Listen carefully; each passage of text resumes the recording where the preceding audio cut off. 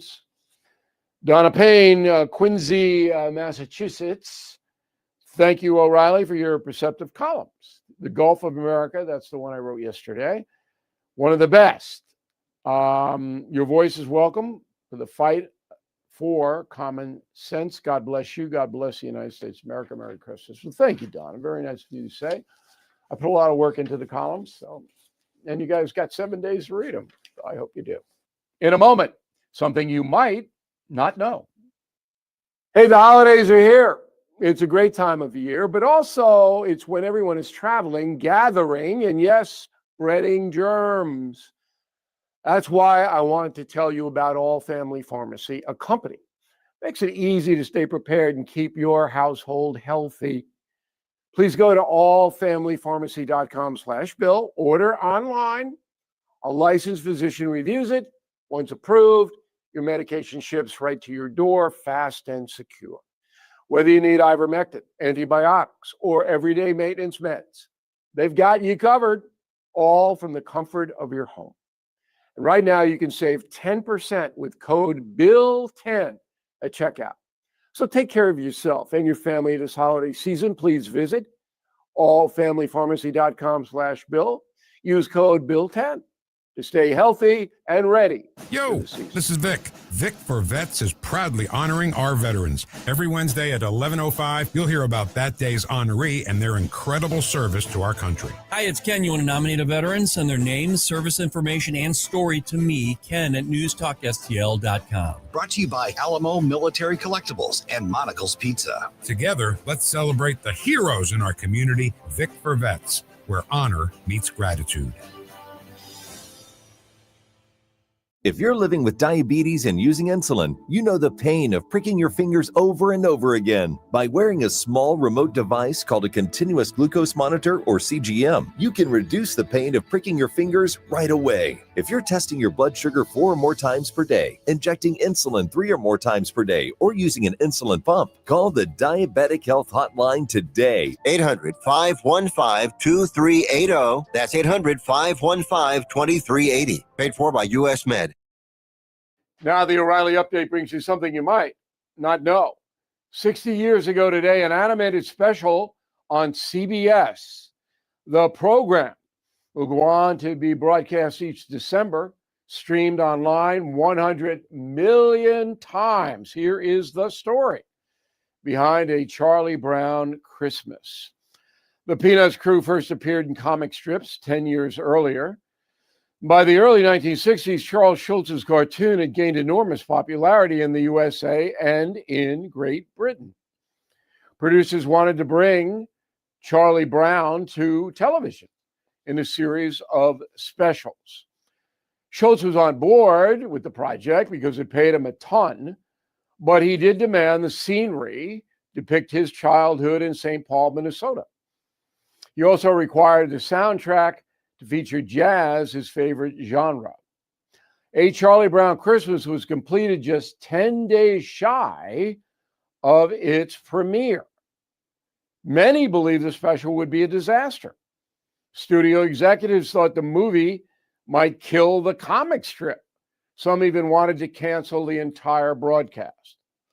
The program premiered December 9th, 1965, right before the season finale of The Munsters. Remember The Munsters? The special was viewed by 45% of all Americans watching TV. Critics praised the animated movie for its adult themes, contemplation of the human spirit, and the hardships of growing up. Many, like me, just found it entertaining. Charlie Brown and his crew were soon featured in other specials: Thanksgiving, Halloween, Valentine's Day, Easter. And here's something else you might not know. The soundtrack for A Charlie Brown Christmas is considered one of the greatest jazz albums ever released. The compilation, performed by the Vince Guaraldi Trio, was inducted into the Grammy Hall of Fame in 2007 and was added to the Library of Congress in 2012 as a, quote, historically important sound recording for American history. Way to go. Charlie Brown. Back in a moment. If you own a vehicle with less than 200,000 miles and have an auto warranty about to expire or have no warranty, listen up. Car Shield is a low-cost month-to-month vehicle protection plan. It's now available to the public. You can save out-of-pocket expenses on future auto repairs. Please call Car Shield now to find out how you can pay almost nothing for covered auto repairs.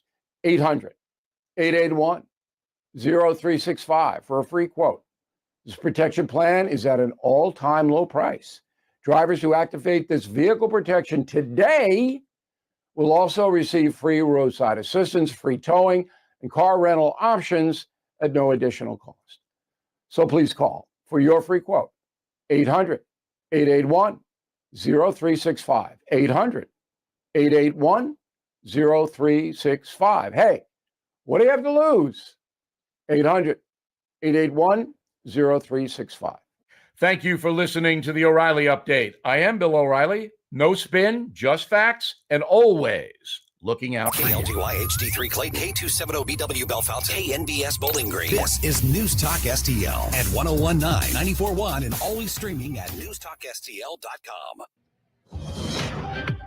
News this hour from Town Hall. I'm Keith Peters in Washington.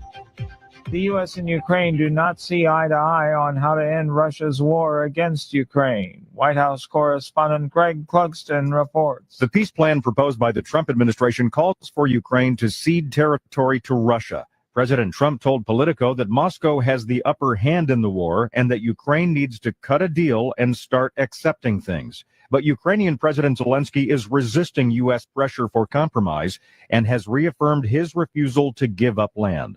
Meanwhile, Russia and Ukraine continue to exchange drone attacks. Greg Clugston, Washington. Miami votes for a new mayor today. Correspondent George Williams reports. The race is between former city manager Republican Emilio Gonzalez against County Commissioner Democrat Eileen Higgins. President Trump has backed Gonzalez's effort to retain the GOP's three-decade hold on the office. Higgins had won the earlier 13-candidate primary with 36% of the vote, compared with Gonzalez's 19%. As with other recent local elections, analysts are closely watching these results as one of the final electoral battles before next year's congressional midterms. The winner would succeed term-limited Republican Francis Suarez. George Williams reporting. The first of a series of powerful storms is slamming the Pacific Northwest, dumping heavy rain and swelling rivers. Como TV reports that fire crews rescued 2 people trapped by floodwaters at a campsite in the Gold Bar area of Snohomish County on Monday night. The National Weather Service's Weather Prediction Center expects several days of heavy rainfall in western Washington and northwestern Oregon. On Wall Street, a mixed day as the Dow was down by 179 points. The Nasdaq rose 30. More on these stories at townhall.com.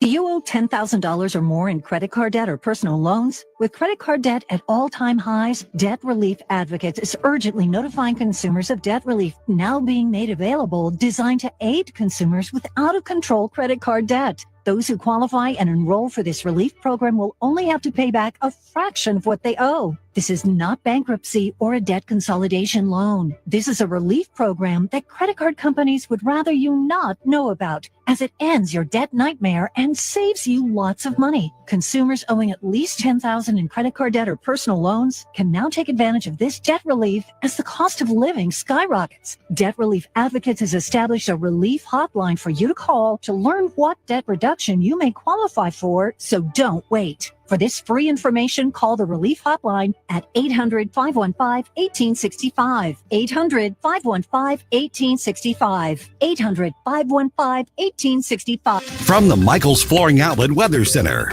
I'm First Alert 4 Chief Meteorologist Steve Templeton. We've issued a First Alert weather day for Wednesday, and it's all due to the winds. There is an advisory out from 3 a.m. to noon. The strongest winds will be in the morning to midday. gusts around 40 to 50 miles per hour, and it's going to get much colder. Wake-up temperatures near 40, but falling quickly in the morning and through the afternoon into the 30s. So a partly to mostly cloudy day, windy and much colder. Then Thursday, partly to mostly cloudy, a high of 39 degrees as that chill settles in. That's the latest in the First Alert 4 Weather Center. I'm Chief Meteorologist Steve Templeton.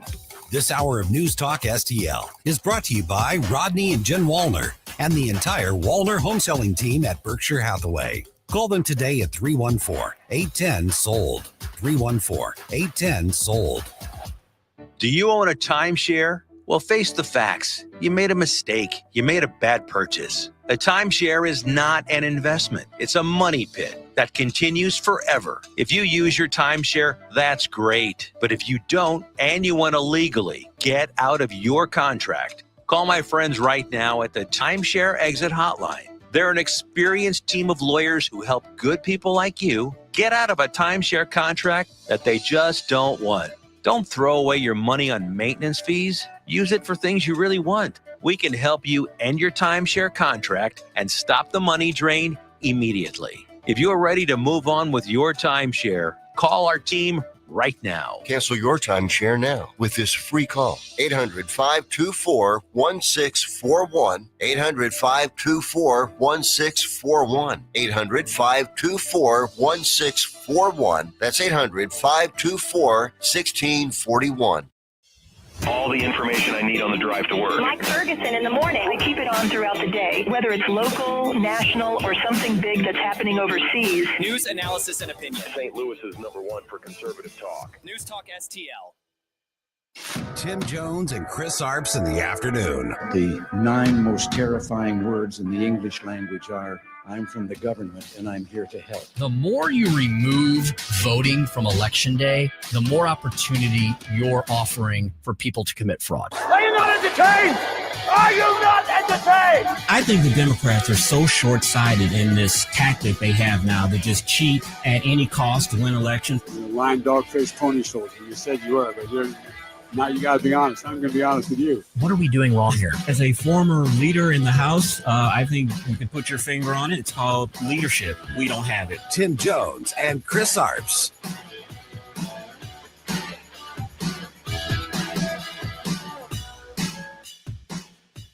Congresswoman Jasmine Crockett, who is one of President Trump's most prominent critics in Washington, is now running for the U.S. Senate in Texas.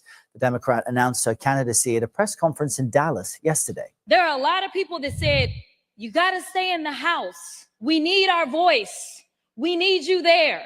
And I understand. But what we need is for me to have a bigger voice. Our political director at CBS News sat down with the chair of the DNC just days ago and had the opportunity to ask him about Jasmine Crockett's prospects.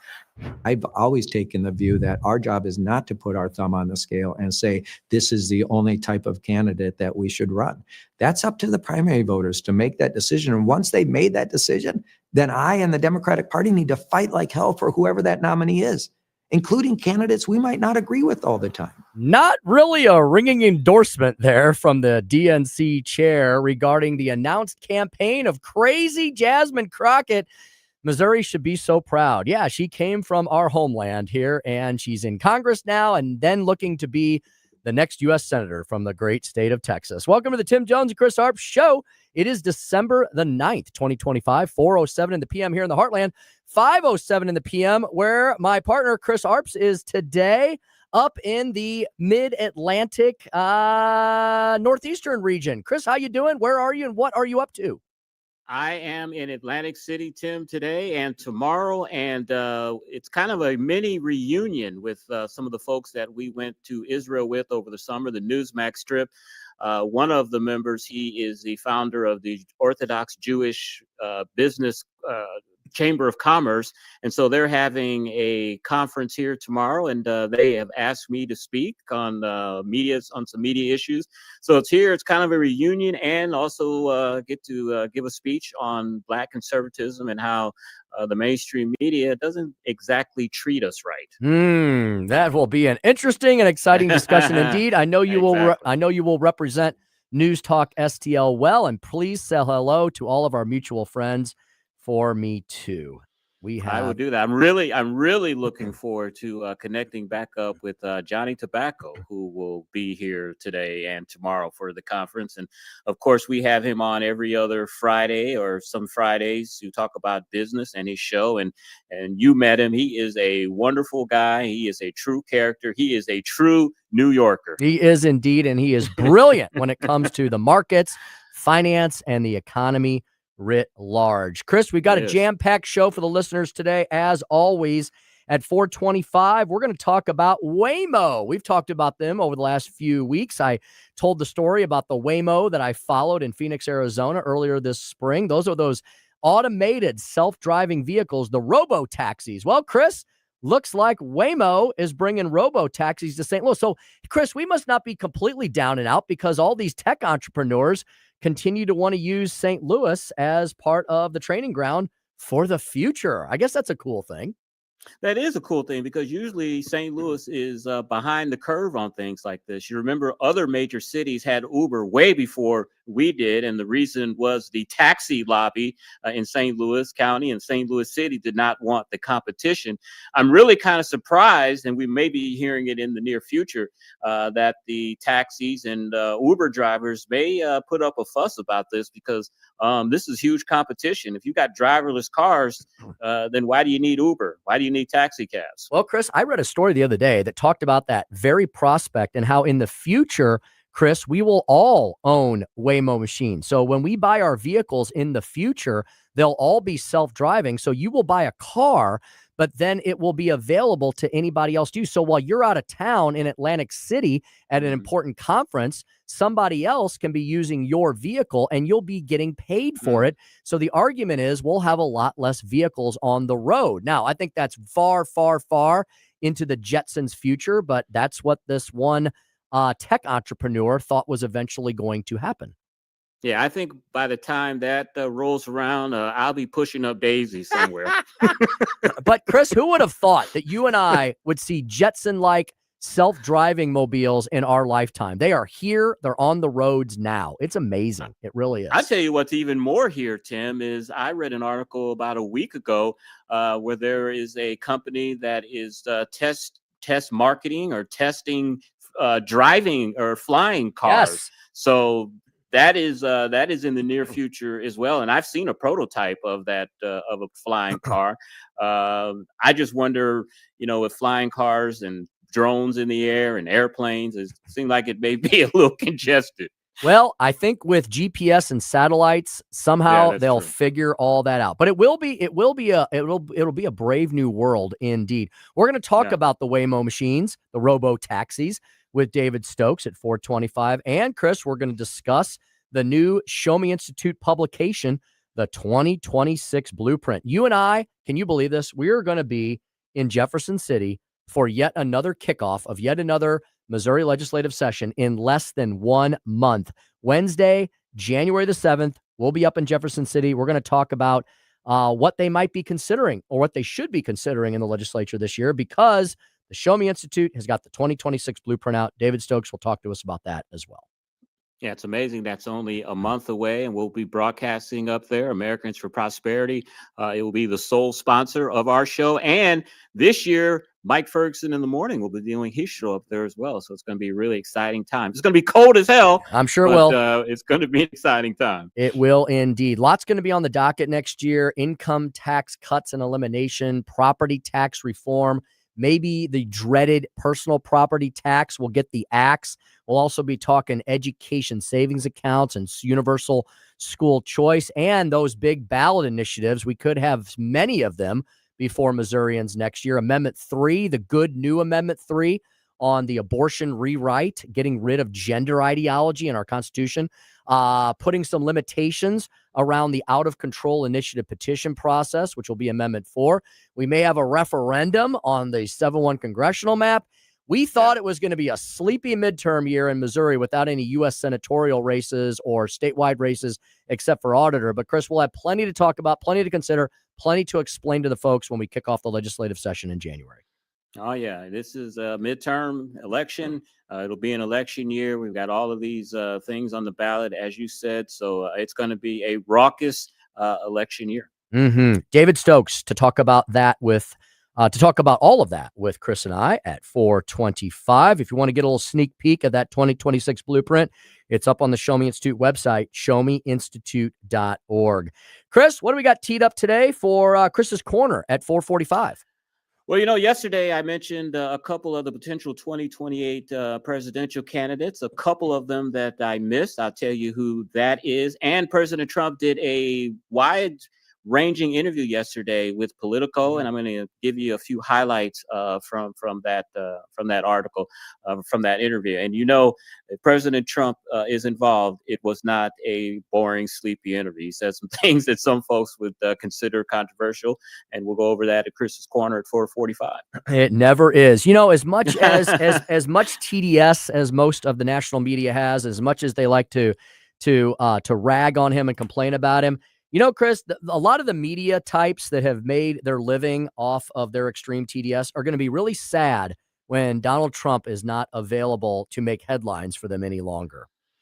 Well, you remember back in 2020 when he left the White House, all of the mainstream media outlets, they lost a lot of money. I mean, they hated him, but they covered him nonstop, and he was very good for the ratings. And when he left the White House, their ratings went down. So even though they do hate them, he's a good moneymaker for them. So you're saying it's a love-hate relationship when it comes to Donald Trump? Yeah. I think it's a lot more complicated than that, probably. Maybe more hate than love. Yes, indeed. yes. Speaker's stump speech at 5:07, crapping on the Constitution. I got a laundry list of items proving that today's Democratic Party, as much as they're starting to realize that maybe AOC and Jasmine Crockett and the rest of the squad aren't really good for their future with a majority of Americans, praise God, they continue to decimate our sacred document. You wonder if these people care about anything on which this country was founded. I'll break down some of that and more at 5:07. Chris, at 5:25, we got the good doctor up on the docket.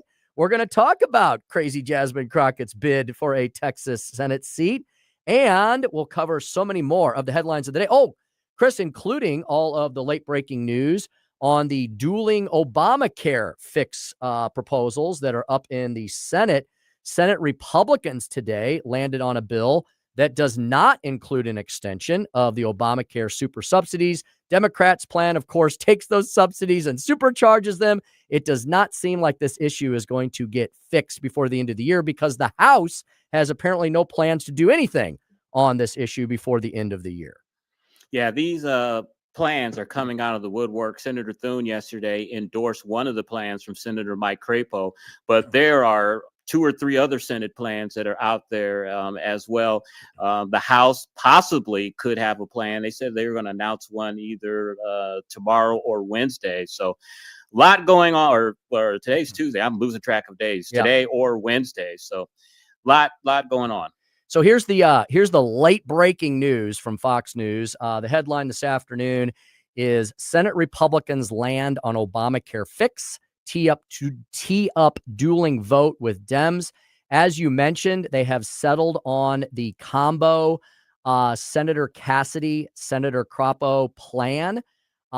Senator John Thune announcing this afternoon that Republicans have coalesced around a proposal from Senators Bill Cassidy of Louisiana, who chairs the Senate Health Panel, and Mike Crapo from, do I call him? I probably shouldn't call him Crapo, right? Should I call him Crapo? I think it's Crapo. Crapo. I think it's Crapo. That's even better. Crapo. You don't hear much about him. He's from Idaho. No, don't hear much about him. But he chairs the Senate Finance Committee. They've set up these dueling proposals to be voted on Thursday. Neither one of them will likely get out of the Senate. The one from Crapo and Cassidy would abandon the enhanced premium subsidies from Obamacare in favor of health savings accounts, funneling the money that's gone directly to insurers. We've talked about that, right? How ridiculous that is. And instead would go directly to consumers. And that seems to be the plan that President Trump is more in favor of, is just taking that money that is within these subsidies and placing them in health savings accounts so people can purchase the insurance themselves. Tim, I didn't hear because, I've been traveling. The big elephant in the room, of course, is abortion. What is there anything in the plan regarding making sure that tax dollars aren't going to abortion services? This article does not reference that, but I am actually on a little Signal chat with a bunch of folks in D.C. who are working inside the Beltway on this very issue. And I can tell you that issue, Chris, has been a hot button one. And all of the groups like the Susan B. Anthony group, the Republican Study Group, the Pro-Life Caucus, which our own Congressman Bob Onder helps head up, they have all said that whatever plan is voted on by Republicans, it must include those HYDE protections, HYDE, that make sure that no taxpayer funds go for abortion services. So I'm going to presume that that's part of the Crapo-Cassidy plan. Otherwise, I doubt if Thune would bring it up. Yeah. And I just hope, and I know that they will, that when the Senate Republicans and House Republicans talk about their plan, is they talk about the reforms that they're doing within this plan. You know, they want people to at least pay $5, $25 for their insurance, have some type of skin in the game. I know there are recommendations to reform pharmacy benefit management companies. I know there are plans in there to make sure that people making $200,000 and $300,000 a year aren't eligible for these tax credits. I hope that they focus on that, and I think they could, if they do that, they can get some support for the American people. And right now, both plans, the Democratic proposed plan and the Republican proposed plan, Chris, they're both expected to fail because neither one of them is expected to have the 60 vote threshold. Neither one of them is expected to reach the 60 vote threshold that both of these would have to have, because they're not able to do this through reconciliation. They have to do this through regular order.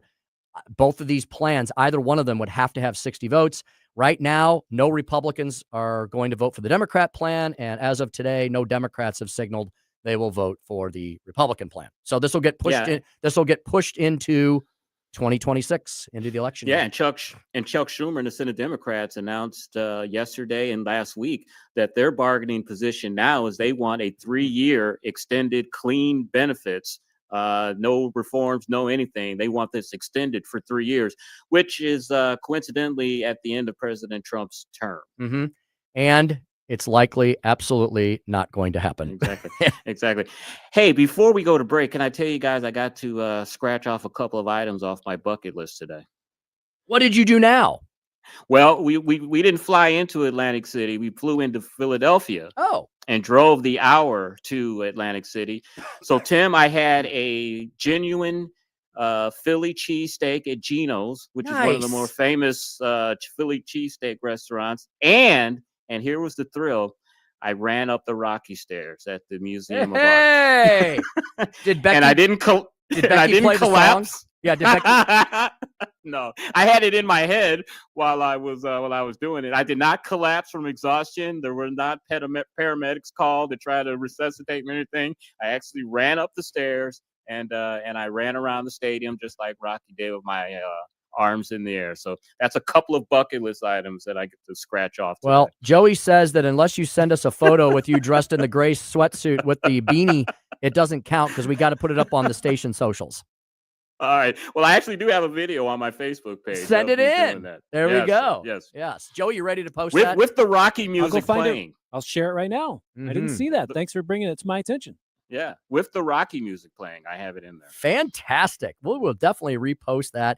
That's a reminder, folks, check us out. We're all over social media. We actually stream through multiple platforms every day. You can not only listen to us on these airwaves, on your streaming device, on your apps, but you can also watch us on Facebook, Twitter, Rumble, YouTube, and Instagram. We are available wherever you might be. NewsTalkSTL.com for all those details. All right, Chris, 4:22 in the PM. We're going to take a quick break, step aside. When we come back, we're talking Waymo, bringing robo-taxis to St. Louis, and what is in the 2026 Show Me Institute blueprint. All of that with David Stokes next on the Tim Jones and Chris Arps Show, 101.9, 94.1, News Talk, STL. They call me Cuban Pete. I'm the king of the rumba beat. When I play the maracas, I go chick, chicky, boom, chick, chicky, boom. Yes, It's the Tim Jones and Chris Arps Show. When I start to dance, everything goes chick, chicky, boom, chick, chicky, boom. From the Michaels Flooring Outlet Weather Center. I'm First Alert 4 Chief Meteorologist Steve Templeton. We've issued a First Alert weather day for Wednesday, and it's all due to the winds. There is an advisory out from 3 a.m. to noon. The strongest winds will be in the morning to midday. Gusts around 40 to 50 miles per hour, and it's going to get much colder. Wake-up temperatures near 40, but falling quickly in the morning and through the afternoon into the 30s. So a partly to mostly cloudy day, windy and much colder. Then Thursday, partly to mostly cloudy, a high of 39 degrees as that chill settles in. That's the latest in the First Alert 4 Weather Center. I'm Chief Meteorologist Steve Templeton. I think you're a little confused. News, analysis, opinion. I've got something to say and I can't hold it any longer. 1019 and 94.1. You won't hear the truth anywhere but here. News Talk STL. News Talk STL. Some people are looking for very special gifts to gift this time of year, such as a brand new car or maybe a great deal on a used one. Well, your one-stop shop for both of those very special, important purchases would be at our good friends, Tyler Trineri, Chrysler, Dodge, Jeep, Ram. Yeah, Tyler Trineri is actually a guy. He's a great guy. He's a wonderful guy. I've met him several times in person. He is a huge supporter of News Talk STL, and he's one of our newer advertisers this year. And that's why I want you, before you make any vehicle purchasing decisions, you really should check out Tyler Trineri. TylerTrineri.com, right off Interstate 44 in beautiful Pacific, Missouri. Why do people travel from all over the region, dare I say, all over the state of Missouri and beyond to go to Tyler Trineri? Well, it's because they've got something nobody else has. I'm serious about this. It's an exclusive lifetime warranty. We're talking everything stem to stern for every new Tyler Trineri vehicle and select used vehicles as well. Whoever offers that? Well, they do at Tyler Trineri, and that's why they set themselves apart from all other dealers, not just in the St. Louis area, but as I said, in the Midwest writ large. It's worth the trip to beautiful Pacific, Missouri to check out Tyler Trineri. They also have a fantastic service department, second to none. I should know. I've been a client, a customer, a loyal patron for well over a decade. I love the service folks at Tyler Trineri. Annalisa has taken care of me for many years. She's wonderful. All the folks there are just fantastic. For the best price, selection, the amazing exclusive lifetime warranty, and a fantastic service department, check out Tyler Trineri, Chrysler, Dodge, Jeep, Ram today at TylerTrineri.com. That's TylerTrineri.com. Tom Shaw Realtors representing the sale and development of more than 150,000 acres. Selling, buying. Call Tom, 636-432-1922. Ask about hunting leases. ShawRealtors.com. Looking for an underwater adventure or a scaly new friend? Dive into Tropical World Pets on Watson Road. For 32 years, this family-owned wonderland has been St. Louis's go-to destination for all things aquatic and reptilian. With over 7,000 square feet of aquariums, we're home to the area's largest selection of freshwater fish, including rare cichlids you won't find anywhere else. But that's not all. We've got tarantulas, snakes, and lizards galore. Tropical World Pets, 314-849-4020, or visit twpstl.com. Duck season opens November 1st in Missouri's North Zone, and deer rifle season starts November 15th. Hunters, are you ready? Mike Ferguson here for Whistle Pig Outdoors. They have everything you need. Stock up on premium ammo, upgrade your decoy spread, and stay dry with top-quality, field-tested waders. Whistle Pig also has big game clothing, deer stands, blinds, and scents. From waterfowl to whitetail, Whistle Pig Outdoors has you covered on North Main in Troy or at whistlepigoutdoors.com. This hour of Jones and Arps is brought to you by Stifel. Contact your Stifel financial advisor at stifel.com. That's STIFEL.com.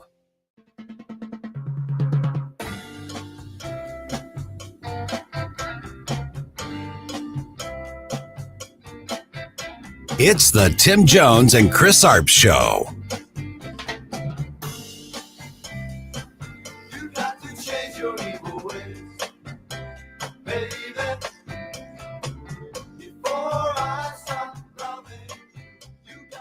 Ahead of these robo-taxis taking to St. Louis streets, last month, Waymo signed 4 Missouri lobbyists, and last week, a state House bill and a companion Senate bill dropped, spelling out how fully autonomous vehicles could legally operate in Missouri. Those bills also spell out how law enforcement would deal with a car that has no driver, including how to contact a fleet specialist and how to safely move a disabled vehicle off the road. In San Francisco, more Waymo pushback in October after a vehicle hit and killed a well-known neighborhood cat.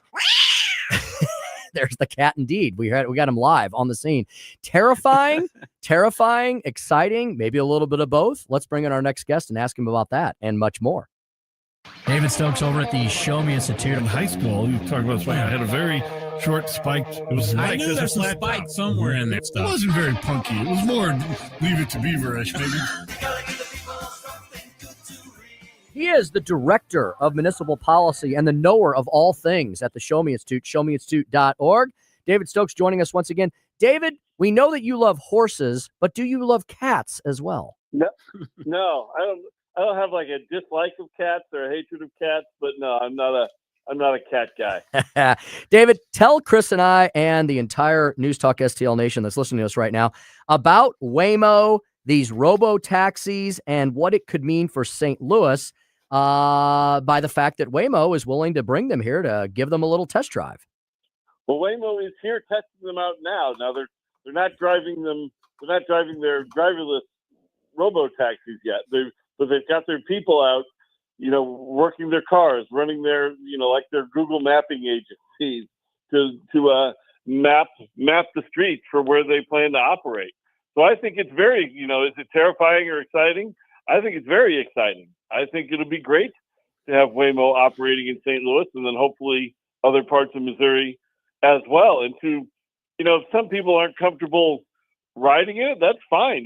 Nobody's going to force you to ride in a robo-taxi. It's just something that I think needs to be opened here. It'll be fantastic. And to anybody concerned about the safety issue, the data is pretty clear, and I think pretty obvious too, that these cars are much safer than human-driven cars. And much like I like horses, I like humans. I'm very pro-human. But we make mistakes when we drive. The Waymo cars are much less likely to do that.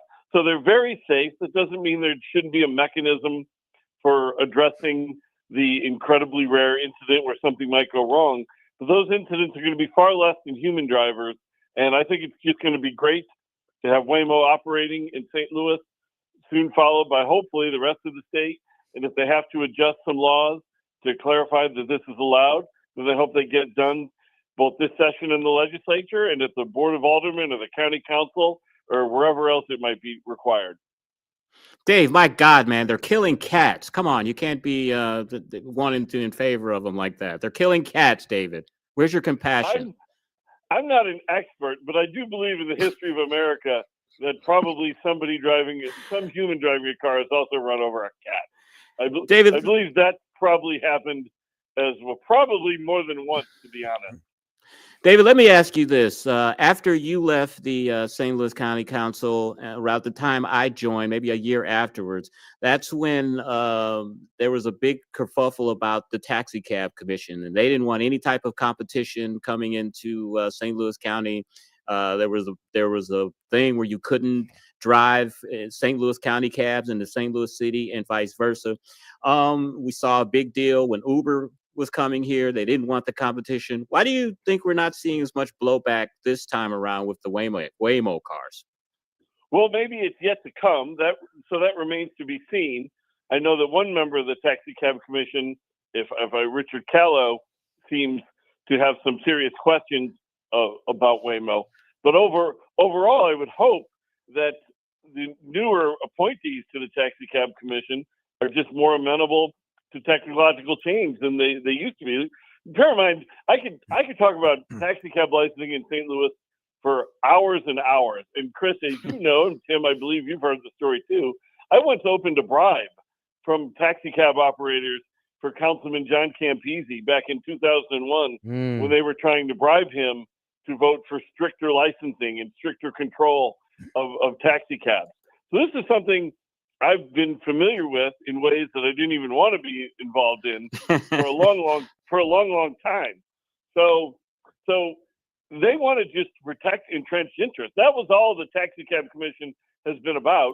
Hopefully not in recent years, but for the prior 30 years, it was protecting the entrenched interests of the taxi cab industry in St. Louis. And it was the same way in other cities as well, probably even much stronger in other cities which had much larger taxi cab fleets than we had. But look, technology forces adaptation, and yes, you need to adapt regulations and rules for it. They needed to adapt the rules for Uber as opposed to keeping it as it was to limit the use of Uber and Lyft in Missouri. It was bad that they tried to do that for a year or two. It was great that it was defeated.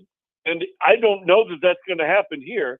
I certainly hope it isn't. I think the safety record speaks for itself as to how it is, in fact, a safer method of getting around, or just as safe at least. And I don't expect massive blowback from the entrenched interests. First of all, the taxi cab industry is not nearly as powerful as it used to be, thanks to Uber and Lyft in the first place. And hopefully it doesn't happen. But if it does happen, it needs to be defeated, just as it was with Uber and Lyft previously. Speaking to David Stokes, Director of Municipal Policy at the Show Me Institute, showmeinstitute.org. He's also on Twitter X, David C. Stokes on that platform. David, the Missouri legislative session for 2026 is right around the corner now. It begins Wednesday, January the 7th. Chris and I will be there in the afternoon broadcasting live. Mike Ferguson and Susie Moore will be there in the morning broadcasting live to kick off the legislative session. The Show Me Institute will be likely in the house and under the dome as well quite a bit this year because they've got the 2026 blueprint out that you just published. David, before we get into all the nitty gritty and the nuts and bolts, what are the highlights that our listeners need to know regarding the 2026 blueprint as what the Show Me Institute thinks needs to be passed to make Missouri a better place to live, work, and raise a family? Well, that's a heck of an intro, Tim. I don't need to say much more, I don't think. So yeah, we just released our blueprint yesterday. We had an event at the Missouri Athletic Club. We had a lot of people in attendance, so it was great. And it will be, if it's not already up on our website at showmeinstitute.org, it will be very soon for I'm sure that hundreds of thousands of people who will probably crash our website to read it. But right, one highlight, I want to go with two highlights for the legislative session. And one is, something that we've had advancements and improvements on recently, but not gone nearly far enough, and that is expanding school choice in the state of Missouri, expanding the number of kids who have access to opportunity scholarships, and expanding the number of kids who aren't just sort of trapped in their own school district and have the ability to change school districts much more easily.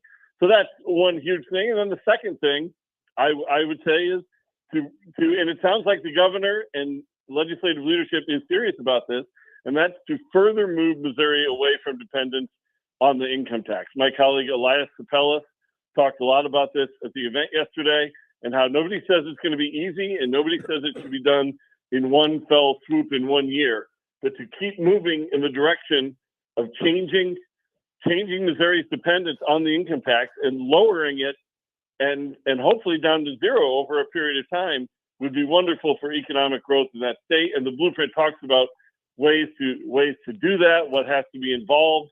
The key thing is limiting growth in spending. Like it will never be done if you keep the increased spending rates that we've seen for the past decade here. And with federal funds drying up, or at least being greatly reduced, spending cuts and spending discipline is going to be imperative. And it's going to be doubly so if we want to ever phase out our income tax. Dave, I know one part of the blueprint stresses nuclear energy and creating more electricity. I've expressed my concerns with nuclear energy. I know it's cleaner. My concern more than anything is what do we do with the waste? Talk about that, and talk about also within the blueprint, these consumer regulated electricity policy. Exactly what is that? Well, Mike, I'm not an expert in the latter. I'm not an expert in either, to be honest, but I've written about nuclear policy before. Now my colleague Avery Frank writes all about that. Let's take the second one first. Consumer regulated electricity, which Avery writes about, is simply allowing, in certain instances, companies to provide their own electricity for themselves off the grid, such as, a data center, if it built its own solar system or a solar power plant or other things, that data center could provide its own power for the data center. And then, hopefully that would help with the price increases that are sometimes related to data centers. So that's what a consumer electric system is. It's just allowing some level of off the grid electricity production by businesses themselves. would have been great for something like Noranda Aluminum a decade or so ago to sort of avoid the difficulties they had with the incredible electricity that's required to produce aluminum. The nuclear thing is even more important. Missouri needs to move forward and hopefully build a second nuclear power plant, maybe not as large as Callaway, but we need to get rid of the QIP laws, the construction work in progress, that were put there, at this point 45 years or so ago, in the express purpose to limit the production of nuclear, to stop nuclear power. And they've done it under the guise of controlling costs and prices, but it was really just there to stop nuclear power. And I've said that I think the biggest public policy mistake America's made in my lifetime is the moving away from nuclear power. We should have kept moving at it. Yes, the waste is an issue. They had a solution with Yucca Mountain. I hope I pronounced that right. That was stopped for political reasons. But the amount of waste actually generated by these plants, it's important to have a safe way to get rid of it, but it's not in any type of a level or a risk that should stop the expansion of nuclear power. And if we're looking for, people are concerned about rising electricity costs, and they have every right to be, but the best way to address that is expanding nuclear power in this state. That's just, I can't say the number win enough times to describe how much of a win-win-win to the 10th power this would be for the people of Missouri if we had significantly more nuclear power in this state. And David, isn't it true that, like with pretty much everything else that's got a technological or scientific bent to it, nuclear has advanced dramatically in the last many decades? We're not in the era of 3 Mile Island and any of the other disasters that occurred back in the day. And there's been very few of them that should be pointed out as well. We're in the era now of these small modular reactors. David, I believe Europe, many countries in Europe are almost entirely on nuclear at this point. And David, if we're going to win the arms race on AI and data centers, we're going to need a power source like nuclear, aren't we, into the near and far future? Absolutely. All that was very well said. You can never remind people enough that 3 Mile Island was not nearly as bad as people remember it having been. It was, the final safety precautions worked at 3 Mile Island. Some things went wrong, yes, but there was never some disaster. Nobody was killed at 3 Mile Island. I don't even believe anybody was seriously hurt, to be honest. It just so happened it came out just as that damn movie, The China Syndrome, was coming out at about the exact same time. So good timing for the anti-nuclear movement back in '79. And that really has hurt. And even in Fukushima, which certainly was a disaster, the tidal wave and the like, even that, was controlled by the Japanese to limit the damage outside of the plant there in Fukushima. Certainly, Chernobyl was, that was Chernobyl. That was awful. But I don't think that we're going to run nuclear power in Missouri like the Soviets ran it under the communists in the 1980s. I think it's clearly going to be much better run like it is throughout America, like it is through Western Europe. And just to clarify, my concern more is with what do you do with the waste, not so much the safety. I know that, precautions have come a long way since '79. It's what you do with the waste is my main concern. David, I want to ask you one final question. Alfred Montgomery is getting paid $10,000 a month while he sits in jail, and the person that took over for him is also being paid $10,000 a month. You want to weigh in on that? Well, you see, I guess until somebody is officially convicted of a crime, you can't force him to resign at that point. He is the boss. He is independently elected. Hopefully he won't be in that position for much longer. I'm talking about Sheriff Montgomery, of course, but I don't know how you don't pay him the job until he does something until the process, and we are moving through the process to remove him from office. Thankfully, as I've said before, if we learned anything from the Kim Gardner saga, it's that people should have moved much more quickly to remove her from office. The state authorities and other competing local officials are doing a much better job to get Montgomery out of office.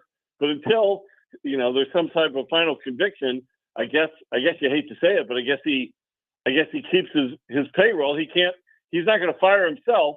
He's an independent elected official. So I guess the process has to complete before he can stop getting those paychecks, and let's just hope that the process is completed soon, fairly and justly, but soon. Mm-hmm. That's David Stokes, Director of Municipal Policy at the Show Me Institute. You can check out that 2026 blueprint, Moving Missouri Forward, exploring 17 policy areas that the legislature will likely be tackling in one way or another. That's at showmeinstitute.org. David, thanks for everything. We'll look forward to speaking with you next Tuesday.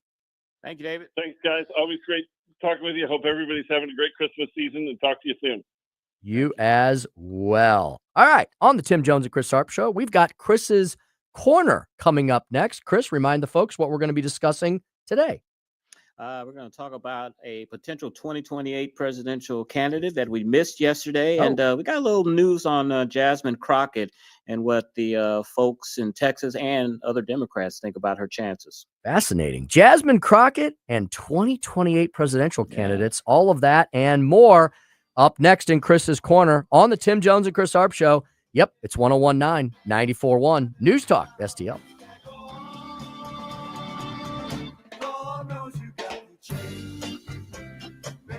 Follow us on Rumble at News Talk STL.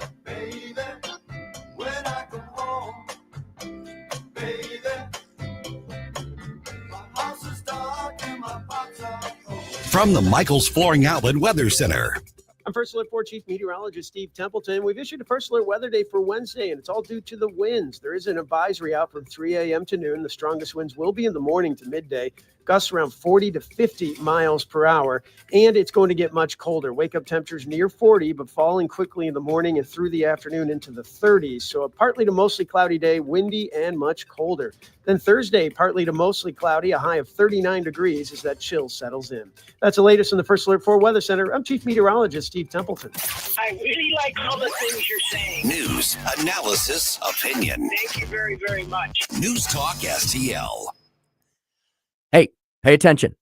If you've been listening closely, which I hope I'm sure you have been, you've been hearing the weather being reported at several of our breaks, and you've been hearing that there is a ton of wind about to blow into the heartland, especially the St. Louis region, over the next 24 hours or so. So you might need the services of this next awesome advertising sponsor that I'm going to tell you all about. And they're not just advertising sponsors. They're very good friends of the station and of yours truly. Chad Hansen and the gang at Hansen's Tree Service, hansenstree.com. I'm going to say that again, hansenstree.com. At the top left-hand corner of hansenstree.com is the emergency service line that also doubles as the regular daily business line as well, so you don't got to go hunting for different numbers. If you have a tree problem over the next 24 hours caused by this major wind that's coming in, I want you to go to hansenstree.com. I want you to call the number, 636-379-1830. Again, that's at hansenstree.com. No job, too big or too small. Maybe there's like a little tree that crashes into your gutters and you're like, I guess I'll handle that on my own. Maybe I can figure it out. Call Chad Hansen, get Hansen's Tree out there. If you have a major problem, if the big oak tree comes down, God forbid, or something else, and you're like, oh, who is going to clean up this mess? Hansen's Tree, hansenstree.com. One-stop shop for expert insured tree care. Been in business for decades in this region. Multi-generational, independently owned, family-owned business. They're wonderful people. They take care of everything, and you don't even know that they were there. I know that for a fact because I had a stump that needed to be taken. I took the tree. It was a smaller tree. I was able to take down, cut it all up, but didn't have a stump grinder. So Chad Hansen came out, cleaned it up. I've got grass growing now where that patch was, and we planted a few other trees along the way. Tree care, green resource recycling, grinding and land clearing, and so much more. They've got awesome organic mulch, mounds and piles of it, but it goes fast and they restock it. Get that mulch out and protect those beds where you've planted all your bulbs and stuff for next year, and you'll be so much happier come spring because those bulbs will be nice and protected and warm. Because I don't know if you looked at the long-range forecast, after this wind goes through, it's going to get really cold. So you need the tree care, you need the tree services, you need the mulch. You can apply for a hassle-free estimate, 6 months, same as cash financing for approved customers, and so much more at hansenstree.com. That's hansenstree.com. Severe storms are just part of life here in St. Louis, and that means your roof absorbs a lot of wear and tear. It might be time to replace it to keep the rest of your house or your business safe. I'm Mike Ferguson for TB Exteriors. Whether it's storm repair or a complete roof replacement, TB Exteriors has been providing roofing, gutter, siding, and window exteriors throughout St. Louis. And this is important, they'll assist you with insurance claims. Visit tbexteriors.com to schedule a free estimate. Is your portfolio prepared for the biggest risks facing investors today? Hi, it's Tim Jones. High inflation and a rapidly changing economy may impact your investments. If you haven't made appropriate changes, your portfolio may not be positioned to address some of the biggest risks in today's economy. That means it's time to request your free portfolio review from the ClearPath Wealth Management Group at Stifel. You can hear their latest views on the markets and investing during On the Money, hosted by Stifel financial advisors Bob Stockdale and Eric Robert, every Saturday morning at 9 a.m. on News Talk STL 101.9. They can help you get organized, guide you through critical retirement decisions, and create a portfolio designed around your needs. To schedule your free portfolio review, go to clearpathinvesting.com. That's clearpathinvesting.com, or call 636-695-2650. That's clearpathinvesting.com, 636-695-2650. Stifel Nicholas & Company Incorporated, member SIPC and NYSE. On the next Larry Connors USA. Today's story behind the story, the 1990 warning that Missouri and neighboring states would shake with a major quake. Larry Connors USA. Now weeknights 6 until 8 on News Talk STL. This hour of Jones and Arps is brought to you by Stifel. Contact your Stifel financial advisor at stifel.com. That's STIFEL.com.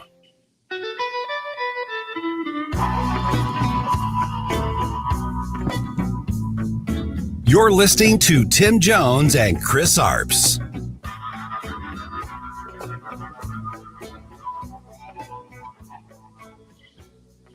Those at the bill signing today say that this new law sets into stone the protections that Illinois residents once took for granted. The law bans civil immigration arrests in and around courthouses in the state. It also holds federal immigration officers accountable through a new state civil rights law that allows people taken into custody by those agents to sue those agents for up to $10,000. Hospitals in the state must now safeguard patient information.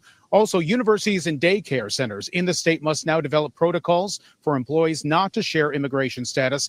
Together, we're sending a message to Donald Trump, to Kristi Noem, to Gregory Bavino, and anyone else seeking to terrorize our people. Your divisiveness and your brutality are not welcome here.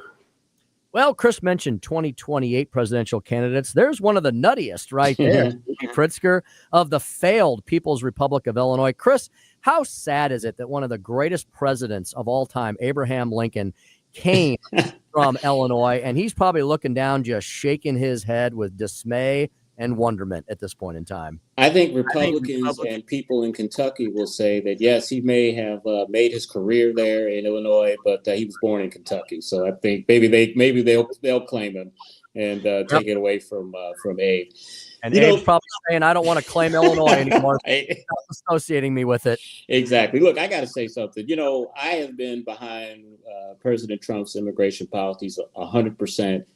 Stop the border. Stop these people coming in that are illegal.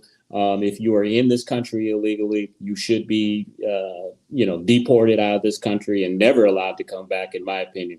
But I got to disagree with something that happened over the weekend in Boston. I don't know if you've heard about this, but there was a naturalization ceremony that was set to happen in Boston on Saturday. And these people got notices, about 5 people, potential citizens, got notices that their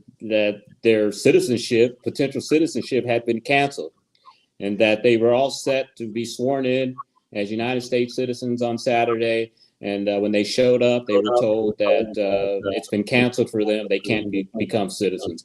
And we always stress that we want people to come to this country and do it the right way, to become a citizen, learn the language, learn our laws, learn our customs, pay the money that you have to pay, follow all our laws and regulations. And you do that, you become a United States citizen. And we know that that's not a process that happens overnight. It takes years for that process to happen.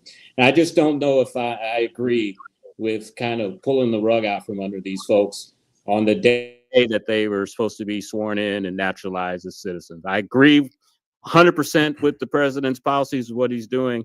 I don't know if I so much agree with that one. Now, why did that happen? Was there a reason given? Were these people found Yes. out to be on the terrorist watch list, or what was going on there? No, they were part. The president has designated 19 countries that these people can't come into the country from 19 different areas. 5 of these people came from these countries where the president has put a stop on immigration from there.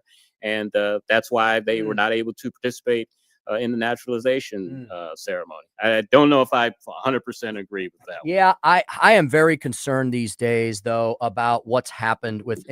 We've got to do some major, massive reforms, because we obviously had an Afghan, a naturalized citizen who everybody thought was safe and fine to be here, who gunned down 2 National Guardsmen 2 weeks ago. So I understand.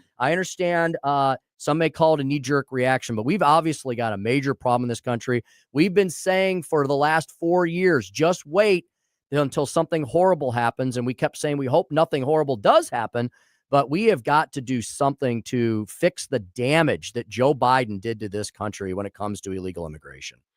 And on another issue, during the break, I went on ChatGPT and I asked it, under Missouri law, can a sheriff be suspended without pay? And it says that they can under certain circumstances, but the practice is complicated and uncommon, but that can happen.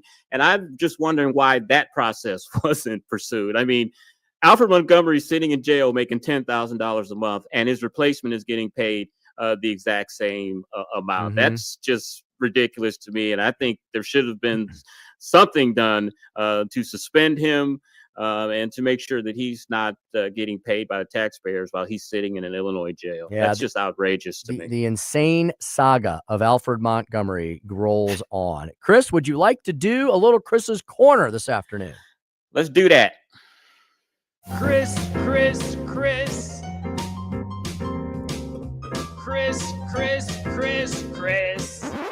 And if you don't know, now you know. And now, Chris's Corner. We came in with that clip, with former St. Louis and Jasmine Crockett, who's now running for a Senate seat there in Texas. I think we should just call her Jazz, just for short, because I don't take her serious. So we'll just start calling her Jazz Crockett. There was a Democratic group in Texas. This is what they had to say about her potential chances of becoming a senator. They said, quote, "There are very few, if any, examples of Democrats flipping seats by mobilizing the base. And I think much more common is that you see folks winning by getting some sort of crossover appeal." That was regarding Jasmine Crockett's candidacy. I'm not saying the Texans are racist. I don't mean that in any way, but I just cannot see them voting for a super progressive person like her. There is no way that she can win. And I think that she's wasting her time, and that I think she's trying to set herself up for a potential media career more than anything. Talked about Rahm Emanuel, another potential Illinoisan who may run for president. He said that the U.S. should mirror Australia's child social media ban. He said he's going to push lawmakers in a new video to help block kids under 16 from most social media platforms. He was asked about this. Is this going to be part of his presidential platform? And he said protecting our children on a public health basis is going to be a priority if he runs for president. So I think Rahm Emanuel is going to throw his hat into the ring. He's going to give Pritzker a run for his money. And I've said many times here, Rahm Emanuel is one presidential candidate that I fear. But as we talked about it yesterday with Shapiro, he is Jewish. And Tim, as you said correctly yesterday, the Democrats now hate Jewish people. So that may not be too good for him. We talked about President Trump did an interview yesterday with Politico, and he was not very kind to Europe. He said, "I think they're weak, but I also think they want to be so politically correct. I think they don't know what to be.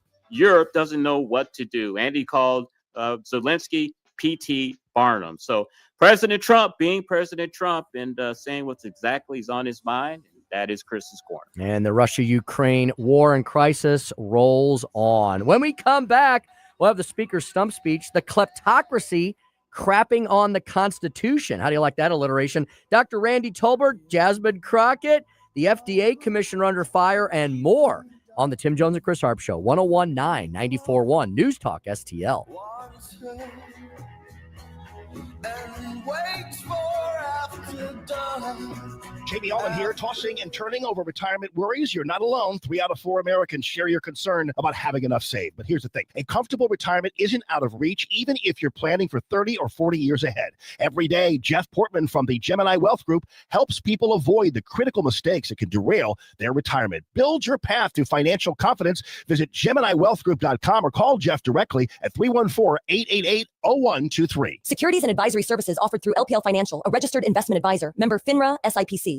I'm Dr. TJ, owner of the Institute of Natural Health, co-owner of Optimal Nutraceuticals, and the host of Wellness One. Wellness One is designed to cut through the nonsense and provide you common sense science-based information regarding health and wellness. On the show, we discuss topics like thyroid health, gut health, hormone optimization, and many others. Our show airs Saturdays at 10 a.m. and 2 p.m. and Sundays at 11 a.m. and 3 p.m. right here on Newstalk STL. And you can visit us at inhstl.com. That's inhstl.com.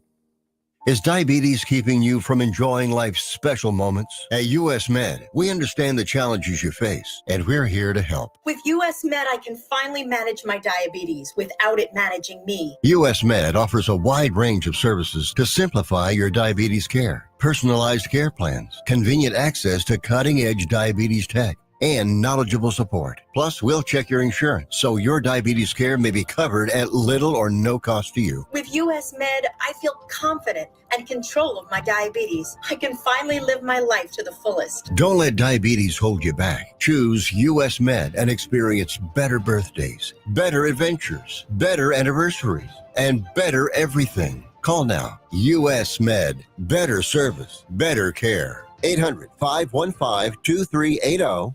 800-515-2380. 800-515-2380. That's 800-515-2380. KLGY HD3 Clayton, K270BW Belfast, KNBS Bowling Green. This is News Talk STL. News this hour from Town Hall. I'm Keith Peters in Washington. President Trump expects his new Fed chair to immediately cut interest rates.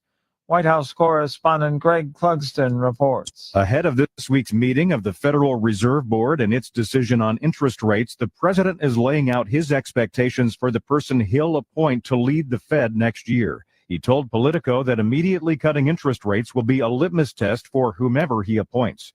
Current Fed Chair Jerome Powell's term expires next year, and White House economic advisor Kevin Hassett is seen as the front runner to replace him. Greg Clugston, Washington. Expect more Epstein documents to be made public after a judge approved the release of materials related to the sex trafficking case against former confidant Ghislaine Maxwell. Correspondent Marcela Sanchez reports. In recent submissions in Manhattan federal court, the department said the materials would include 18 categories, including search warrants, financial records, survivor interview notes, electronic device data, and material from earlier Epstein investigations in Florida. Following the passage of the Epstein Files Transparency Act last month, the Justice Department is required to provide Epstein-related records to the public in a searchable format by December 19th. Maxwell was convicted of sex trafficking charges in December 2021 and is serving a 20-year prison sentence. I'm Marcela Sanchez. President Trump will road test his claims he's fixing Americans' affordability woes at a nighttime rally in Pennsylvania. The president is heading Tuesday to Mount Pocono, in a county that flipped his way in 2024, helping him win the swing state and return to office. On Wall Street, the Dow down by 179 points, the Nasdaq rose 30, the S&P declined 6. More at townhall.com. Wesley Financial Group is not a law firm. Hi, I'm Chuck McDowell, the timeshare cancellation guy. In 2011, I founded Wesley Financial Group with one goal in mind: to help honest folks out of their timeshares permanently. Today, I run Wesley with my 2 sons, a real family business, treating every client and every employee like we'd want our own family treated. That philosophy has helped us grow into the largest, most trusted timeshare cancellation company in the United States. Fortune magazine even recognized us as one of the best places to work. Why? Because we genuinely care. In fact, some of our former clients were so moved by their experience working with us, They joined our team so they could help others to timeshare freedom. If you're stuck in a timeshare, give us a call. Let our family help your family. Call Wesley now for your free timeshare exit kit. 800-822-1716. 800-822-1716. 800-822-1716. From the Michaels Flooring Outlet Weather Center. I'm First Alert 4 Chief Meteorologist Steve Templeton. We've issued a First Alert weather day for Wednesday, and it's all due to the winds. There is an advisory out from 3 a.m. to noon. The strongest winds will be in the morning to midday, gusts around 40 to 50 miles per hour, and it's going to get much colder. Wake-up temperatures near 40, but falling quickly in the morning and through the afternoon into the 30s. So a partly to mostly cloudy day, windy and much colder. Then Thursday, partly to mostly cloudy, a high of 39 degrees as that chill settles in. That's the latest in the First Alert 4 Weather Center. I'm Chief Meteorologist Steve Templeton. This hour of News Talk STL is brought to you by Stifel, serving investors for over 130 years. Contact your Stifel financial advisor at stifel.com. That's STIFEL.com. Hey, folks, Jamie Allman here for Newsteader's Fine Jewelry right there at Doherty Ferry and Big Bend. WowDiamonds.com. It's Wow Diamonds for a reason. These are beautiful lab-grown diamonds. They are gorgeous. They will blind you when you walk in and see them, but that's a good thing. Great engagement sets, wedding sets, all these beautiful God-created gems, sapphires, rubies, you name it, garnets, and also all the gold you need, and the famous bull of a watch, WowDiamonds.com. Now you can fly anywhere in the world and pay discount prices on your airline tickets. Book a flight today to London, Paris, Madrid, or anywhere else you want to go and pay a lot less guaranteed. Call the International Travel Department right now at Low Cost Airlines. 800-515-2397. 800-515-2397. That's 800-515-2397. If you have a phone, you have a radio. Yes, I listen on my phone. Download the all-new News Talk STL app. Love the all-new News Talk STL app. It is awesome. And listen anytime. Love the News Talk STL app. Anywhere. Tim Jones and Chris Arps in the afternoon. The 9 most terrifying words in the English language are, I'm from the government and I'm here to help. The more you remove voting from Election Day, the more opportunity you're offering for people to commit fraud. Are you not entertained? Are you not entertained? I think the Democrats are so short-sighted in this tactic they have now to just cheat at any cost to win elections. Lying dog-faced pony soldier. You said you were, but now you got to be honest. I'm going to be honest with you. What are we doing wrong here? As a former leader in the House, I think you can put your finger on it. It's called leadership. We don't have it. Tim Jones and Chris Arps.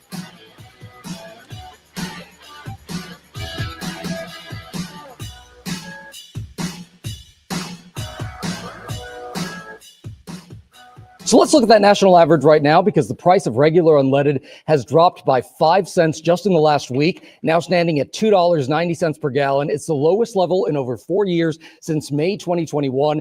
That's down 17 cents from a month ago, 7 cents lower than a year ago. So why is this all happening? Well, crude oil prices are down, and so is demand. We've also switched to the cheaper winter blend, so take advantage now, because those prices will rise again as we start heading into spring. And welcome back to the Tim Jones and Chris Arps show. It's December the 9th, 2025. Happy Tuesday. It's 5:06 in the p.m. We'll get into that clip there in a second. I want to remind everyone, I just went outside our studios to hit the facilities, came back in. The red barrels are overflowing. Yes, our canned food drive continues. Please donate. Continue to donate. Chris, we're over 600 pounds of donated product already, and we still have several weeks to go. We want to thank everyone in News Talk STL Nation for donating all sorts of non-perishable items. Yes, of course, that includes food. It also may include new unwrapped toys. You can drop those off. Think, Toys for Tots, same concept there. You can drop those off in the red barrels. You can also drop off toiletry items, things that people use around the home, anything that's non-perishable that people might not be able to afford, or they may be stretched really thin these days, still recovering from all that Bidenflation. We want to help folks out. Everything goes to Feed My People, which is a great local charity. Everything stays right here in the Eastern Missouri region. NewsTalkSTL.com for the 10 locations where you may donate all of the items mentioned above. Yeah, my heart leapt for joy when I came in Monday and I saw that barrel that was filled back up again. They came and picked them up last week, emptied them, came back, it's filled back again. So, as we always say, the audience of News Talk STL have big hearts, and you guys are showing it big time. The other thing you can do at newstalkstl.com when you're checking out where you can drop off all of the items we just discussed in all those big red barrels all around town. And folks, by the way, they're not all just in St. Louis. We got stuff up in St. Charles and in the other hinterland counties where we know a lot of our listening audience is. So there's a red barrel somewhere near you. While you're at newstalkstl.com, you definitely need to sign up for the big giveaway. We've got the conservative Christmas stocking stuffer. Joey, we haven't had a chance. We've been so busy. I haven't had a chance to talk to you much this afternoon. I know that you are you're working heartily on this. You know, we got a lot of what do folks need to do, Joey? Go to the website and then do what? newstalkstl.com/Christmas is the URL, and there is a little entry form. If you don't see it, just refresh the page. Enter as many times as you like, and of course, on December 23rd, we'll pick a bunch of winners. Like, I see that we're giving away $500 gift certificate to Newsteaders, but we've got a bunch of other sponsors: Havana 1961, Trolley Stop, Whistle Pig, Gulf Shores, Small Cakes Cupcakery, and those guys have given like dozens of gift cards each. So there's going to be too many winners. It's going to be crazy. Yeah, Chris, we're very blessed. We have Joe and Jeff, our owners, working very hard on all of our investor and advertiser relations. We also got super salesman Ethan and his big hot rod running around town. How can you miss the guy? He has been a godsend for us. We're very blessed to have him, and we're very blessed to have a multitude of advertisers. Just on our little show alone here today, you're hearing from 4 different advertisers who support the Tim Jones and Chris Arps show exclusively: Tyler Trineri, Hanson's, Royal Bank, STL Windows. We have dozens and dozens of advertisers that you hear throughout the day. Well, they're all Chris donating stuff, so tons of our listeners can win gift cards to then patronize their services and their establishments. I think it's wonderful. It is. And they say conservatives have cold hearts. BS. We've got great sponsors. We've got great listeners. And again, we want to thank you for showing that generosity by helping those that are less fortunate during this holiday season. Played a little clip there about the fact that gas prices reaching an all-time low. Chris, I saw that today as I was driving to the studio. Saw a gas station here in the county of St. Louis, right? Not the lowest tax county in the state, that's for sure. Probably one of the higher tax, if not the highest tax counties in the state. Gas at $2.69 a gallon. My understanding is there are now 35 states that are below $3 a gallon, and I think there's another 20 states that are below $2.75. You can't give all the blame or the credit to the president, but their policies do have an effect. Because, Chris, we saw during Biden, all the gas prices did was go up every single week, every single month, every single year. Isn't that magical? Once we have a new president who's a Republican, they start coming down. Well, I can tell you, we rented a car here in Atlantic City, in Philadelphia, and drove to Atlantic City. Prices quite aren't as low as they are in the Midwest. We saw $3 a gallon here in New Jersey, but I'm sure it was much higher before that. And one of the reasons that we said that is happening is because President Trump has an excellent relationship with the Saudi prince, who are the major exporters of oil, and they agreed to pump more oil, even though it's costing them money. But they like President Trump. They like the United States, want to do business with the United States. And so they are pumping an excess amount of oil, including the production that we have in the United States.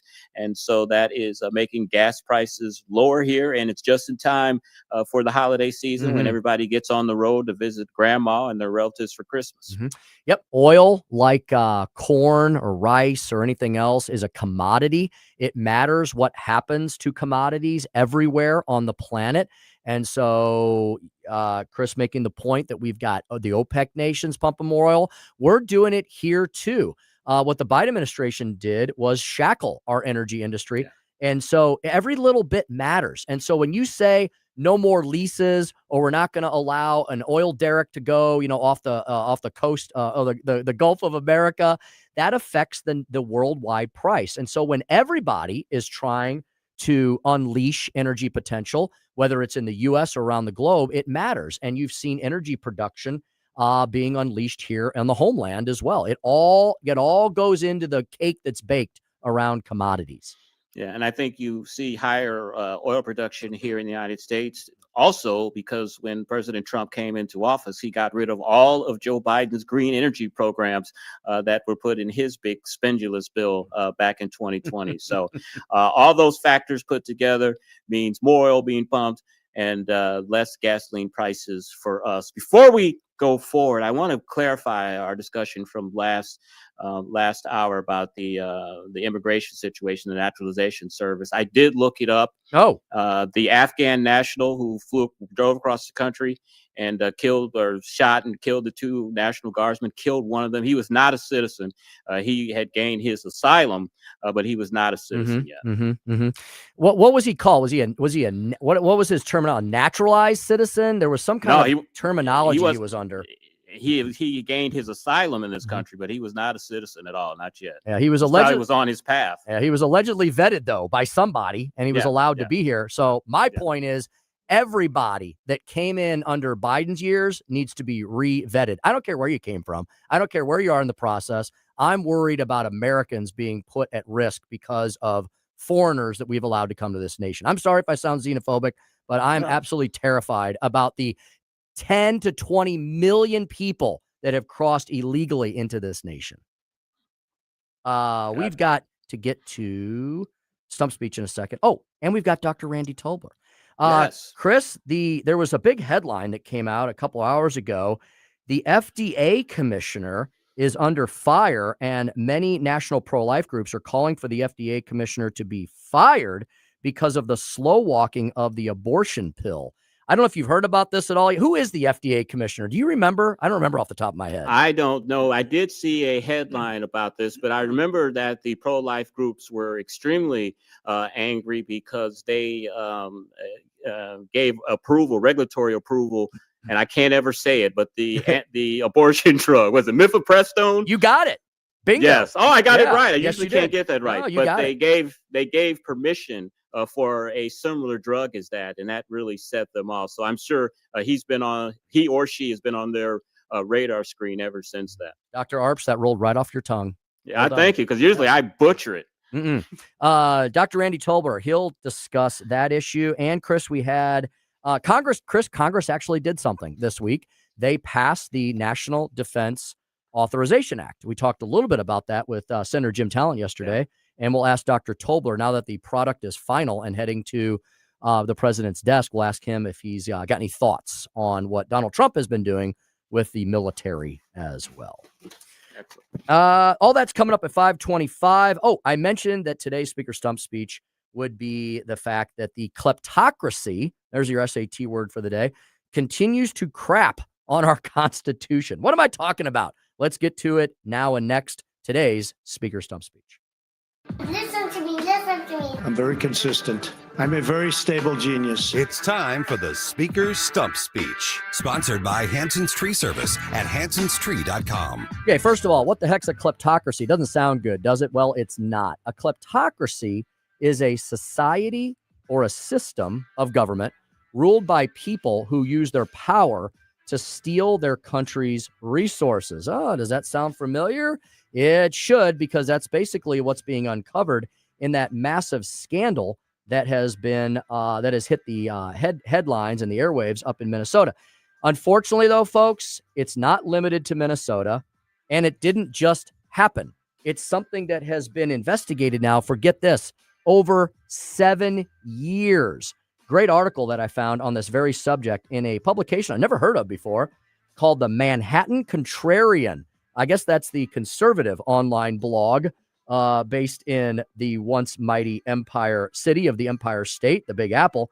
The Manhattan Contrarian has a headline today: welfare fraud in blue cities. Notice the plural there. So we're not just going to continue to beat up on the Twin Cities in Minnesota, because apparently, as the headline continues, this is pervasive all across the country. Welfare fraud in blue cities. How pervasive is the kleptocracy? If you keep up with current events at all, it's unlikely you've missed in the past week the explosion of the Minnesota Somali fraud, welfare fraud scandal into the national and even international headlines. Not that the enormous Somali welfare fraud in Minnesota is something new. Unfortunately, it's not. The bloggers at Powerline, who are based in Minnesota, have been covering the subject since at least 2018. I'm no math genius, but that's at least 7 years. Why are we just hearing about it now? Here is a May 2018 City Journal piece by Scott Johnson of Powerline reporting on an investigation 7 years ago of a Somali-owned daycare centers suspected of stealing, get this, millions of dollars by billing the government for inflated numbers of enrollees. But things really got going when the pandemic, many of us call it the plandemic or the scandemic for very good reason, because so many bad things happen, not just the stuff that we're most familiar with, but all that undercurrent stuff. Folks, there was trillions of dollars of cash flowing from the government, courtesy mainly of Joe Biden, that went out all across the... Didn't we say at the time, holy smokes, who's going to keep track of this? Where's going to be the accountability? Is anybody auditing this? Well, guess what? That's when the fraud went to the extreme. Minnesota became ground zero for Somali fraudsters setting up sites supposedly to feed hungry children and collecting millions of dollars for meals that, get this, were never prepared or served. How horrible is that? You set up a charity to feed starving Somali children who are at the poverty level in Minnesota, and the meals are never delivered. Somebody just pockets the cash, or worse yet, sends it via international wires. Federal indictments for this fraud, including 47 people charged in the first indictment, began to issue back in 2022. Hey, I'll point it out, notably, that's during the Biden regime, so at least there was one thing going on correctly. Dozens of articles at Powerline have traced the scandal since at least that time, revealing that the scope of the fraud has gradually gone from the millions to the hundreds of millions, and now most recently, in the headlines that we saw last week, into the billions of dollars. Yet somehow, the Manhattan Contrarian points out, this multi-billion-dollar scandal didn't make it into the national press until the New York Times finally jumped in on November 29th of this year. Yeah, like last week, with a long article headlined, "How Fraud Swamped Minnesota's Social Services System on Tim Walz's Watch." Let's stop there for a minute. If the New York Times, the old gray leftist lady, is going to attack the former vice presidential candidate, beloved liberal lunatic Tim Walz, you know that this thing is a scandal of epic proportions, and it's gotten so bad that even the New York Times finally has to cover what the Democrats have been doing.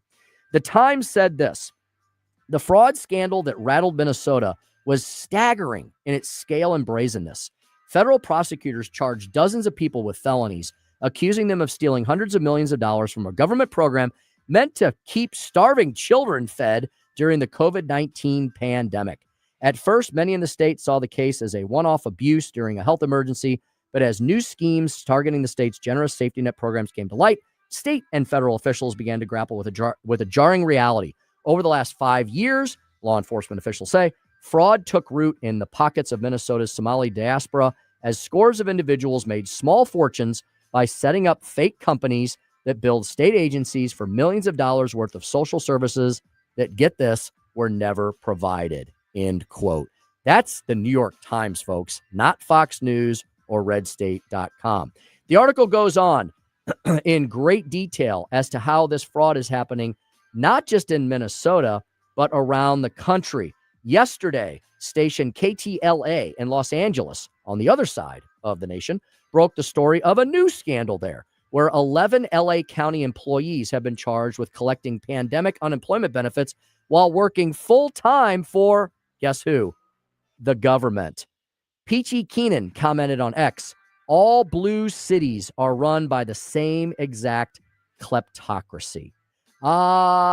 In conclusion, Manhattan Contrarian says that they suspect that it's completely pervasive, that organizations receive large amounts of government funds for welfare programs, then are expected to and do provide political support back to the very politicians, Democrats, that arrange for the funding. The political support could be campaign contributions, campaign workers, door knockers, or phone banks, or even direct advocacy. The teachers' unions are undoubtedly the ones who have perfected these techniques beyond the level of anyone else. The handout state, the kleptocracy, is inherently corrupt. And that's the Speaker's stump speech for today. Chris, how sad is it that there are people out there who truly are deserving of the social safety net, and the resources never get to them because somebody else steals them and sends them Lord knows where. And what's really sad about this Somalia thing is that, they come from a country where people are starving, where people have famine, and where there's warfare. And then to come to the United States, a country of plenty, a country with opportunity, and you do that to children that came from an environment that was like that. That's just horrible. We talked about this on a Newsmax segment a couple of weeks ago on Wendy Bell's show, talking about just the rampant crime and fraud when it comes to Democrats and these charity programs. And it's to the point where you almost don't want to give to charity now because you don't know if it's going to where you think it's going. And just a staggering amount of money, $1 billion. This is the greatest charity fraud of the government of all time, I think. $1 billion these people were able to steal over a few years. Great point indeed there. In this season of giving, make sure that you're giving to people that you know and trust. And the best charities to give to are the ones like we're working with, Feed My People, which are local. You know these folks, you know who's running it. You literally see the food and the giving go out to the right places. So I would do your homework on charities. The best giving is probably local giving, and that's what we're doing here at News Talk STL. Great point there by Chris Arps indeed. Chris, we're going to step aside, take a quick break. We're going to come back with Dr. Randy Tobler. How's that? Let's do it. All righty. Indeed. Dr. Randy Tobler coming up next. Jasmine Crockett's bid for a Texas Senate seat. The FDA commissioner under fire regarding mifepristone, the approval of the National Defense Authorization Act. We'll cover all that and more with Dr. Tobler on the Tim Jones and Chris Arp Show. 1019 94.1 News Talk STL. Follow us on Rumble at News Talk STL.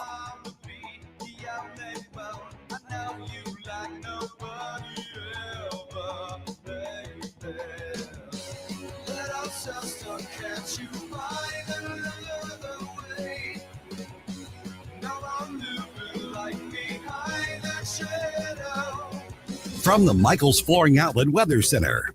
I'm First Alert 4 Chief Meteorologist Steve Templeton. We've issued a First Alert weather day for Wednesday, and it's all due to the winds. There is an advisory out from 3 a.m. to noon. The strongest winds will be in the morning to midday. Gusts around 40 to 50 miles per hour, and it's going to get much colder. Wake-up temperatures near 40, but falling quickly in the morning and through the afternoon into the 30s. So a partly to mostly cloudy day, windy and much colder. Then Thursday, partly to mostly cloudy, a high of 39 degrees as that chill settles in. That's the latest in the First Alert 4 Weather Center. I'm Chief Meteorologist Steve Templeton. All the information I need on the drive to work. Mike Ferguson in the morning. I keep it on throughout the day, whether it's local, national, or something big that's happening overseas. News, analysis, and opinion. St. Louis is #1 for conservative talk. News Talk STL. Hey, this time of the year, life speeds up. Travel plans, holiday shopping, family gatherings, everything hits at once. And when things get busy, you need a bank that keeps up with your life, not a bank 2 time zones away. Royal Banks knows this community because they're rooted right here at home, delivering real community banking built on more than 60 years of serving our region. And with the holidays right around the corner, there's still time to plan your winter break getaway. Royal Banks can help make that dream vacation a reality with a home equity line of credit, a flexible, convenient way to tap into your home's value and fund your holiday escape. And while the season gets hectic, Royal Banks takes the stress out of managing your money with easy online and mobile banking tools. Hey, you can manage your debit card, you can add it to your digital wallet, set account alerts, schedule bill payments, transfer funds, explore budgeting tools, and even deposit checks, all from your phone, anytime, anywhere. I've been banking with Royal Banks for over 20 years because they don't just see me as an account. They see me to set my goals, my family, and my future. 16 locations across St. Louis, St. Charles, Illinois, even up in Northeast Missouri. They're locally owned, independently run, and committed to the communities they serve. Hey, visit royalbanksofmo.com today. That's royalbanksofmo.com. Royal Banks of Missouri, member FDIC, equal housing lender. Hey, it's Susie Moore. If new flooring makes you think hassle, think again, because Michael's Flooring is changing the game. For over 30 years, Michael's has been locally owned and trusted for quality, variety, and amazing service.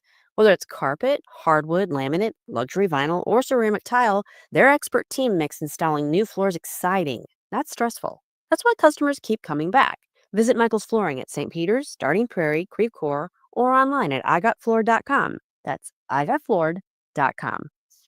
Why has Steph's Pizza become the place to go for St. Louis-style pizza, appetizers, salads, and pastas? One taste and you'll know. Dine in, pick up, delivery, even DoorDash. Locally owned and operated with legendary pizza and a new location in Lake St. Louis at 111 Palm Fort Trail, in St. Peters, St. Charles, and the original Stephanitas in O'Fallon on Veterans Memorial Parkway. Steph's Pizza is proud to be part of the News Talk STL family. Check them out at stefspizza.com. And remember, tonight's a good night for Steph's Pizza. This hour of Jones and Arps is brought to you by Stifel. Contact your Stifel financial advisor at stifel.com. That's STIFEL.com.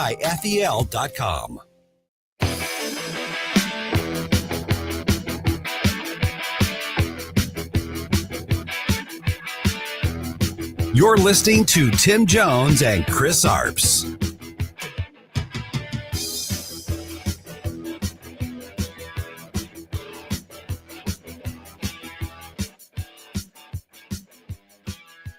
Top abortion activists called for the leader of the Food and Drug Administration to be fired after reports indicated that he is putting off a long-awaited safety review of the abortion pill, mifepristone, until after the 2026 midterm elections. The presidents of Susan B. Anthony Pro-Life America and Live Action said separately on X that FDA Commissioner Dr. Marty Makary should be fired after Bloomberg reported with anonymous sources that he is delaying a safety review of the controversial abortion pill. I wonder what's going on with that. Let's bring in the fella who can probably explain more for us now and next. Gentlemen, we're about to enter the fascinating sphere of police work, the world of forensic medicine. Truly, you have a dizzying intellect.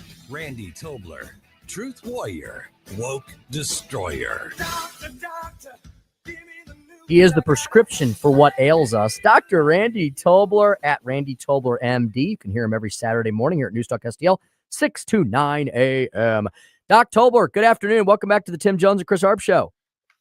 Hey, thanks. Good to be with you. Indeed. Doc, what do you think's going on there with the slow walking involving the FDA commissioner, the mifepristone? We've talked how dangerous mifepristone is. It's not just some happy-go-lucky pop a pill kind of medication, as you've described it to us. So do you think the Trump administration is just trying to stay away from this third rail of politics as we head into an all-important midterm election year? Yeah, I wonder if there's a little politics playing into this. You know, I think that it's probably indisputable that one of the most important things, if you're going to be in the Trump administration, as in most administrations, but I think maybe even more so with Donald Trump, is you got to be loyal. And I think there may be some concerns that the data is not as starkly and resoundingly and deeply against mifepristone's safety as maybe the administration would like it to be. And, you know, they may have to come out with a more lukewarm recommendation based on good science than they would rather do, than Trump and, you know, the core pro-lifers would rather do. Look, I'm all pro-life and absolutely concerned about the pill, you know, this mifepristone pill. Frankly, any mail order abortion, if you will, I think it's abysmal, and it really puts the mom at big risk, not only for current but future, you know, problems.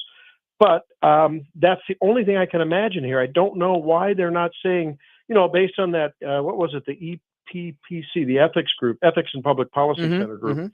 You know, they released this spring that paper that said that it's about an 11% serious complication rate, sepsis being one of them, bleeding the other. You know, and we know that probably 5 to 10% of the time these medical abortions end up having, depending on what stage of pregnancy they're done at.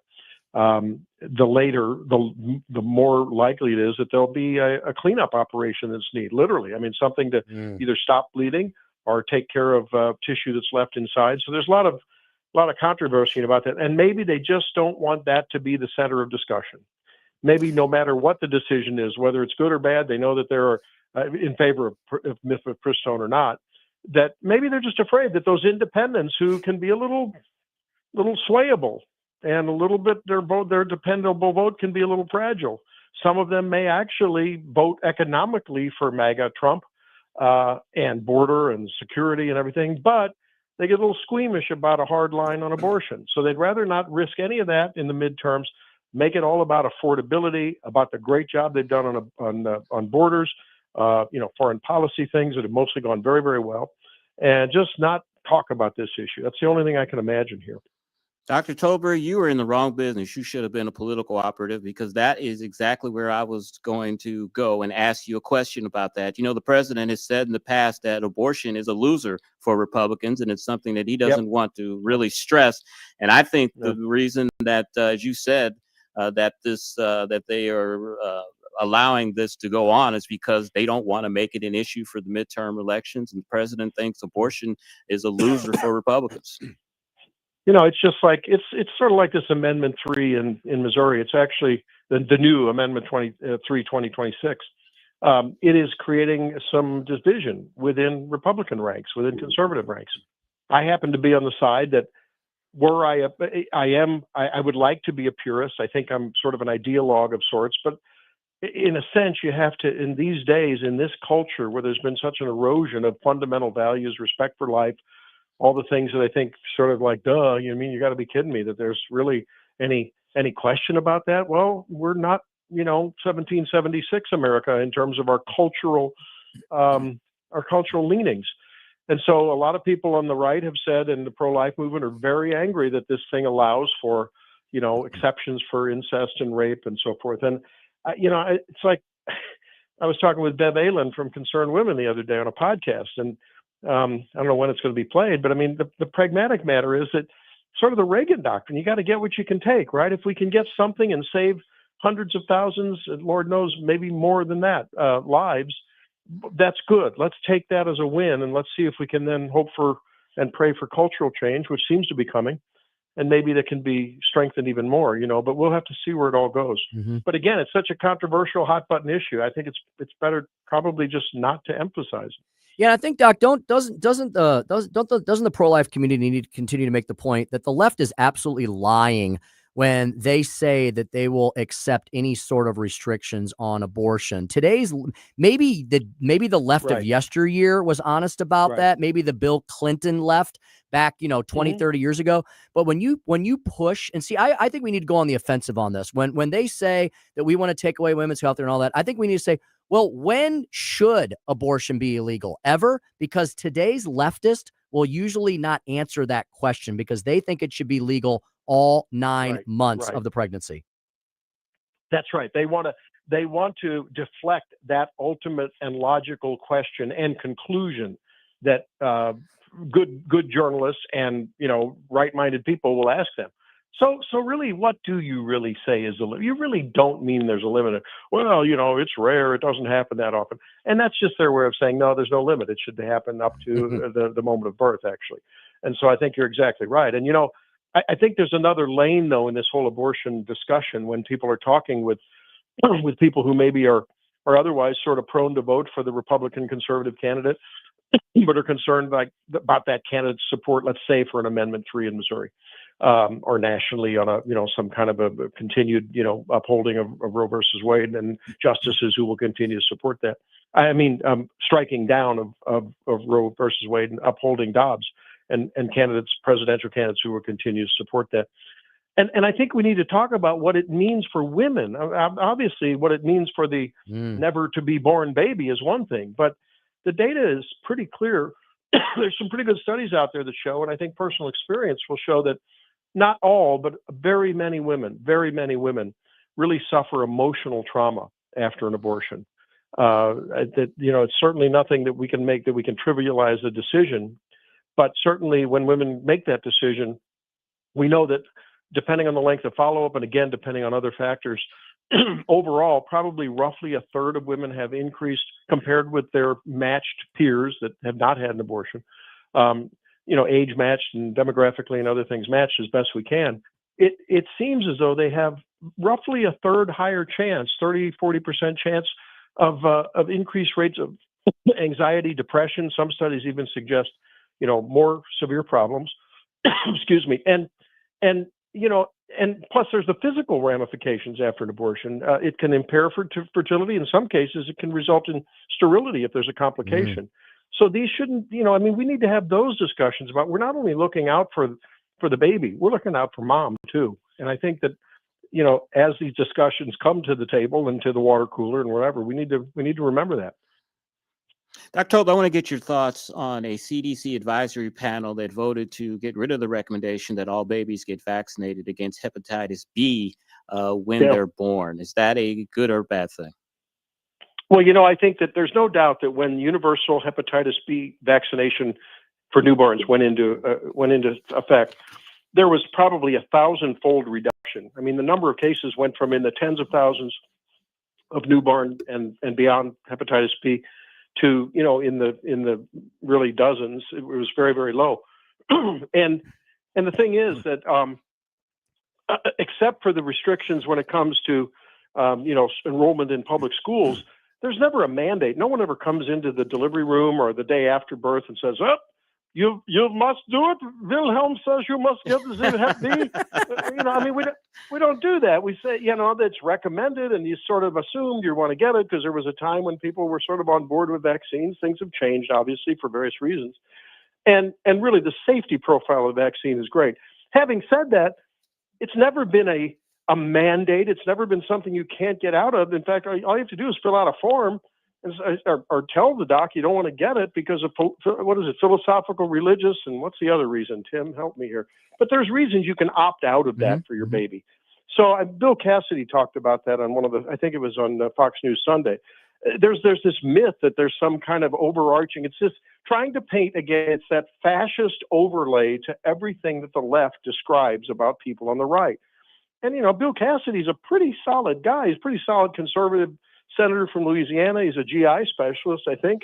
I think he's GI. Anyway, he knows a lot about this stuff. He knows about the ramifications. GI doctors do a lot of liver disease and hepatology. He knows a lot about the ramifications of that. Babies who get hepatitis B, and you can get it through relatively casual exposure. It doesn't take blood-borne exposure. It doesn't take sexual transmission. I mean, dirty toothbrushes can do it. I mean, theoretically, it's not always a guarantee. So you don't know the kind of homes that these kids are going to or that they're going to be in. And I think as a public health matter, it's not an unreasonable thing to recommend moms and dads to consider that for their babies, and then they can make a decision. I think this is unlike the vaccine. We're worried about protecting the rest of us from the baby or from someone else, which was the argument for the COVID vaccine, or at least part of it. This truly does protect them. And when babies get this and they become carriers at much higher rates than adults, that then can ultimately lead to problems like cirrhosis, liver failure, and liver cancer. So, and again, those numbers are not big, and that's always the discussion. Are we going to, quote, submit or strongly recommend the entire population for a vaccine when it's, in terms of absolute numbers, it's not like hundreds of thousands and millions, So it's sort of it's a matter of choice. I think there's good science to recommend doing it, but again, and by the way, it's going to be the recommendations are going to say that moms who are hepatitis B positive definitely should be strongly encouraged. I mean, they would be silly, frankly, not to have their babies vaccinated for very good reasons. And those people who are at low risk for that, fine. Here's the problem. We have an increasing number of out of hospital, out of standard medical care births and prenatal care. And a lot of those women are not getting screened for this at all. And the concern is you're going to have a lot of women who don't know that they have it, or they acquire it near the time of delivery, and it doesn't show up in a test because the test is typically done once early in pregnancy, and if it's negative, that's it. So you can see how there's just a lot of unknowns as far as the actual risk of that baby that's born. So, a lot of us who maybe have a traditional nuclear family mindset and, well, what do you mean hepatitis B? I don't, I'm not an IV drug user. I don't blah, blah, blah. Well, there are a lot of people that are. And I think that's why the public health officials are at a bit of a conundrum. There's the philosophical and ideological mantra of I want choice. I want to do what I need to do for me. And then there's sort of truly, I think in a truly Christian and an original American spirit, hey, maybe sometimes there is sort of that let's all do the right thing for one another and for things we don't know about that are very low risk but may cause a lot of prevention if we do that. So I don't know where it lies. I think there's good science behind getting the hepatitis B vaccine.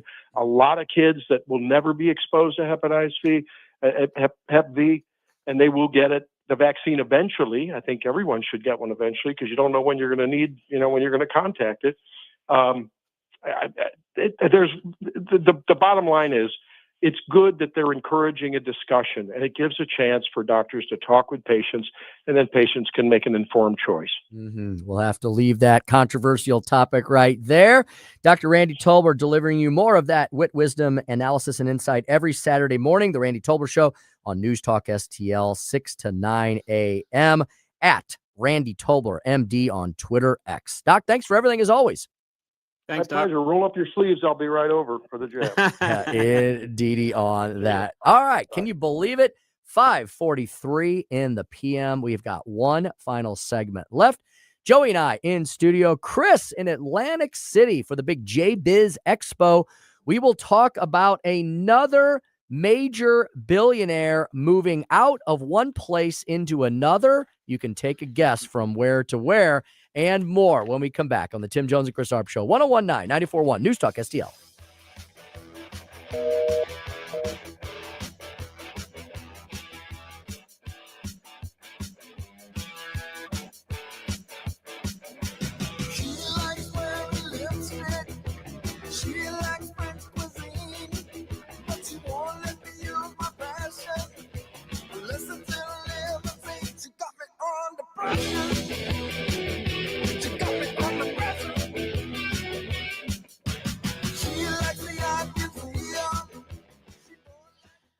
The holidays are right around the corner. Family, friends, and lots of time spent at home. And if sparkling clean windows are on your to-do list before the celebrations begin, let me give you a personal recommendation.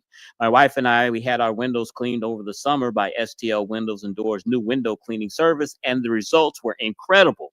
This isn't your average spray and white job. They use triple filtered, ultra pure water that removes minerals that cause streaks and spots. The result? Crystal clear, streak-free windows. And right now is the perfect time. STL Windows and Doors has limited holiday cleaning openings available, but they're filling up fast. Whether you're getting ready for guests, holiday photos, or just want to enjoy a clear view all season, they've got you covered. Request your free quote now to lock in your spot. They clean residential and commercial windows up to 2 stories, usually in 4 to 6 hours, and they also clean and inspect your screens.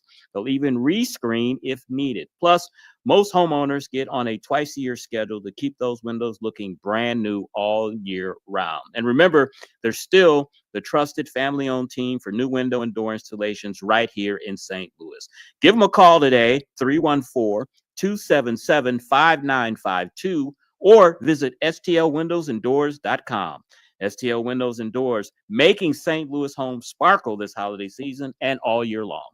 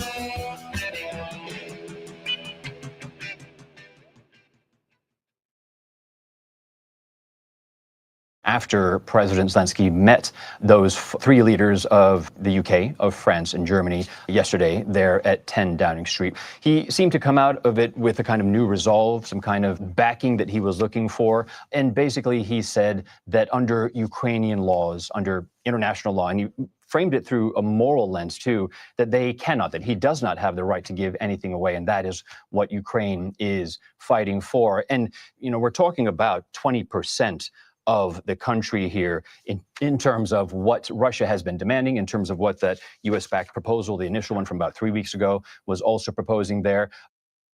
Welcome back to the Tim Jones and Chris Arps show.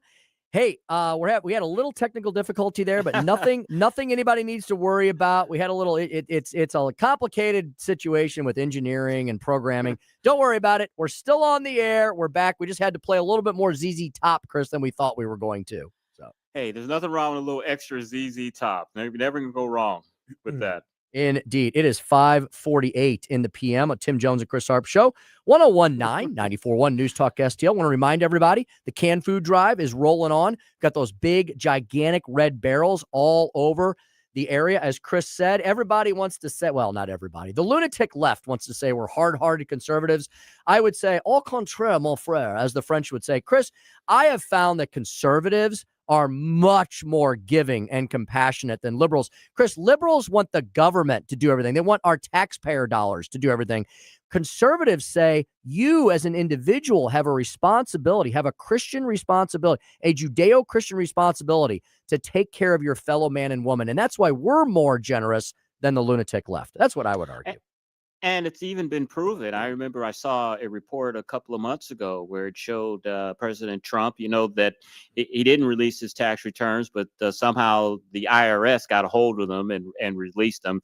And it showed that he gave millions of dollars to charity. But on the other hand, President Biden and his wife gave pennies basically to charity. And we see that over and over and over. Same with Barack Obama when he released his tax returns.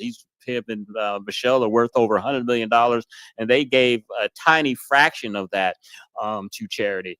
It's like you said, Tim, they believe that the government should be the one handing out charity and taking care of people instead of people helping people. And Chris, when they misquote things in our Constitution or our founding fathers about taking care of the general welfare, all of that taken completely out of context. Chris, why would we think the government would handle charity any better than it mishandles everything else, right? There's like nothing except maybe the military, and that's because of the special arrangement of our voluntary military service and all the awesome men and women. The government doesn't make us have a great military. The men and women who volunteer for our all-volunteer military make it a great military. So with that one exception, Chris, I can't think of anything that the government has run over the last many years, 250 years, that we've said, oh, wow, what a great, successful government program. Why would it run charities any better than it doesn't run anything else? Until the Great Depression and when FDR came into office, most of the charity that was given into this country was by private people. The government charity was almost non-existent. And of course, FDR, big government liberal as he was, saw this as an opportunity to expand government and created basically the modern welfare state to be able to have continuous voters by giving them hooked on the government teat, as they say. And we've been suffering from that ever since. Mm-hmm. But before the Great Depression, the majority of charity in this country was given by the citizens, not the government. And Chris, we had lower taxation, right? We had less debt. We had negligible deficits. It seems that with every great quote, I'm putting in big air quotes, every quote, great democratic idea to expand government, that has resulted in less freedom and liberty. It's also resulted in a failed system of trying to eliminate poverty in our country. Poverty's gotten worse, right? Spending has increased, debt has ballooned, deficits are out of control. It can't even, our GDP growth can't even keep up with it anymore. And it almost seems like this is the design of the left to completely crash the once mighty United States of America, which Donald Trump is rebuilding.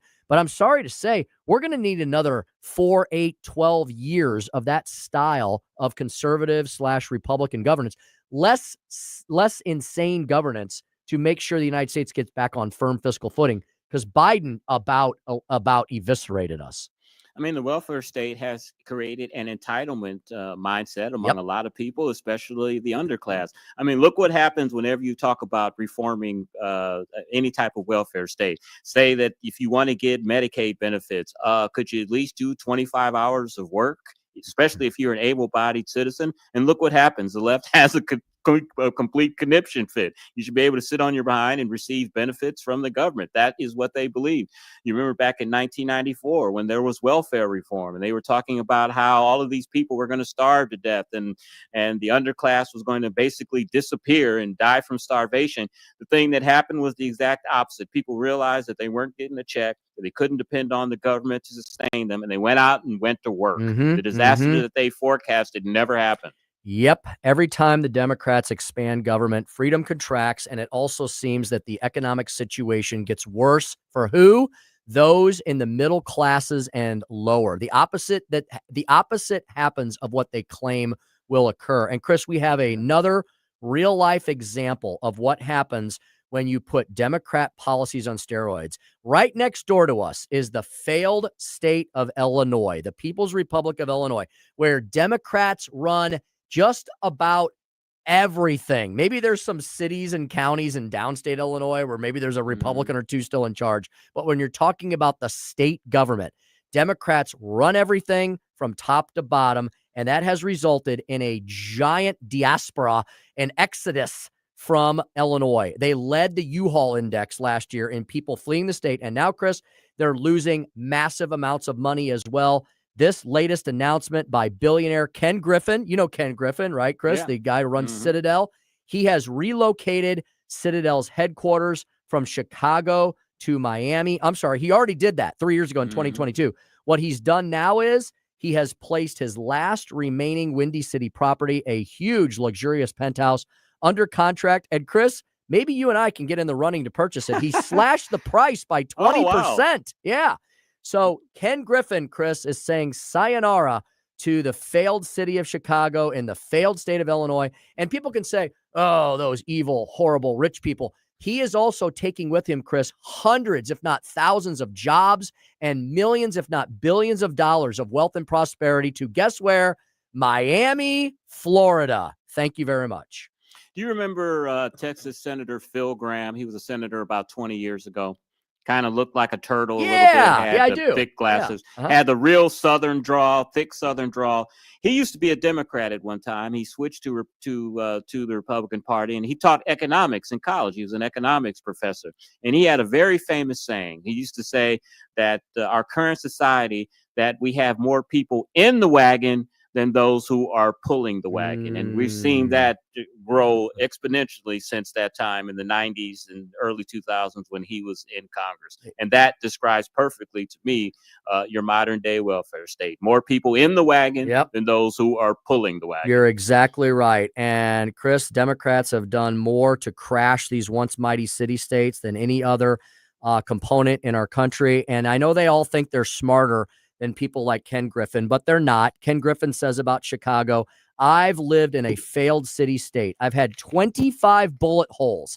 25 bullet holes hit the front of my building. You can't live in a city awash with violent crime. He says he's moving to Florida because they have a focus on traditional values, safe streets, great schools, and strong communities as key attractions. State policies matter, and Ken Griffin is another living example of that. Yeah, no income tax, too, probably helps make that decision a little easier as well. Indeed. Chris, we're about to wrap up the show. Tell the folks one last time what you're going to be up to tomorrow in Atlantic City. Tomorrow I'll be meeting our friends from the Newsmax conference that we met, or Newsmax trip that we met over in Israel, and I will be giving a speech about Black conservatism and how the media ignores us and how we are a force that's coming. So open your eyes for us. That is going to be a fantastic experience indeed. Chris, I think we're talking to you on the remote again tomorrow. Is that the plan? Yes, sir. All right, very good. Chris will be back with Joey and I tomorrow. Hey, check out the JBiz Expo. It's jbizexpo.com, jbizexpo.com. Really proud of Chris representing the great News Talk STL Nation up there. Larry Connor's up next. Going to have all the continued coverage of the day's top headlines here at 1019 94.1 News Talk STL. God bless America. Be safe. This holiday season, help Feed My People fill the shelves. News Talk STL and the STL County GOP are partnering for an annual food drive, November 10th through December 21st. Drop off your non-perishable food donations at all Bartolino's restaurants, all Chris's Pancakes and dining locations, and all 3 Michael's Flooring outlets, or at the News Talk STL studios. Hey, it's Susie Moore, and together we can make a difference for families in need. Visit newstalkstl.com for complete drop-off locations. Jamie Allman here for O'Fallon Family Floors. Experience the passion. Oh, yeah. You can go in and see the best variety, the best pricing, the best quality, the best personalized service right there off of Highway K in O'Fallon, or you can have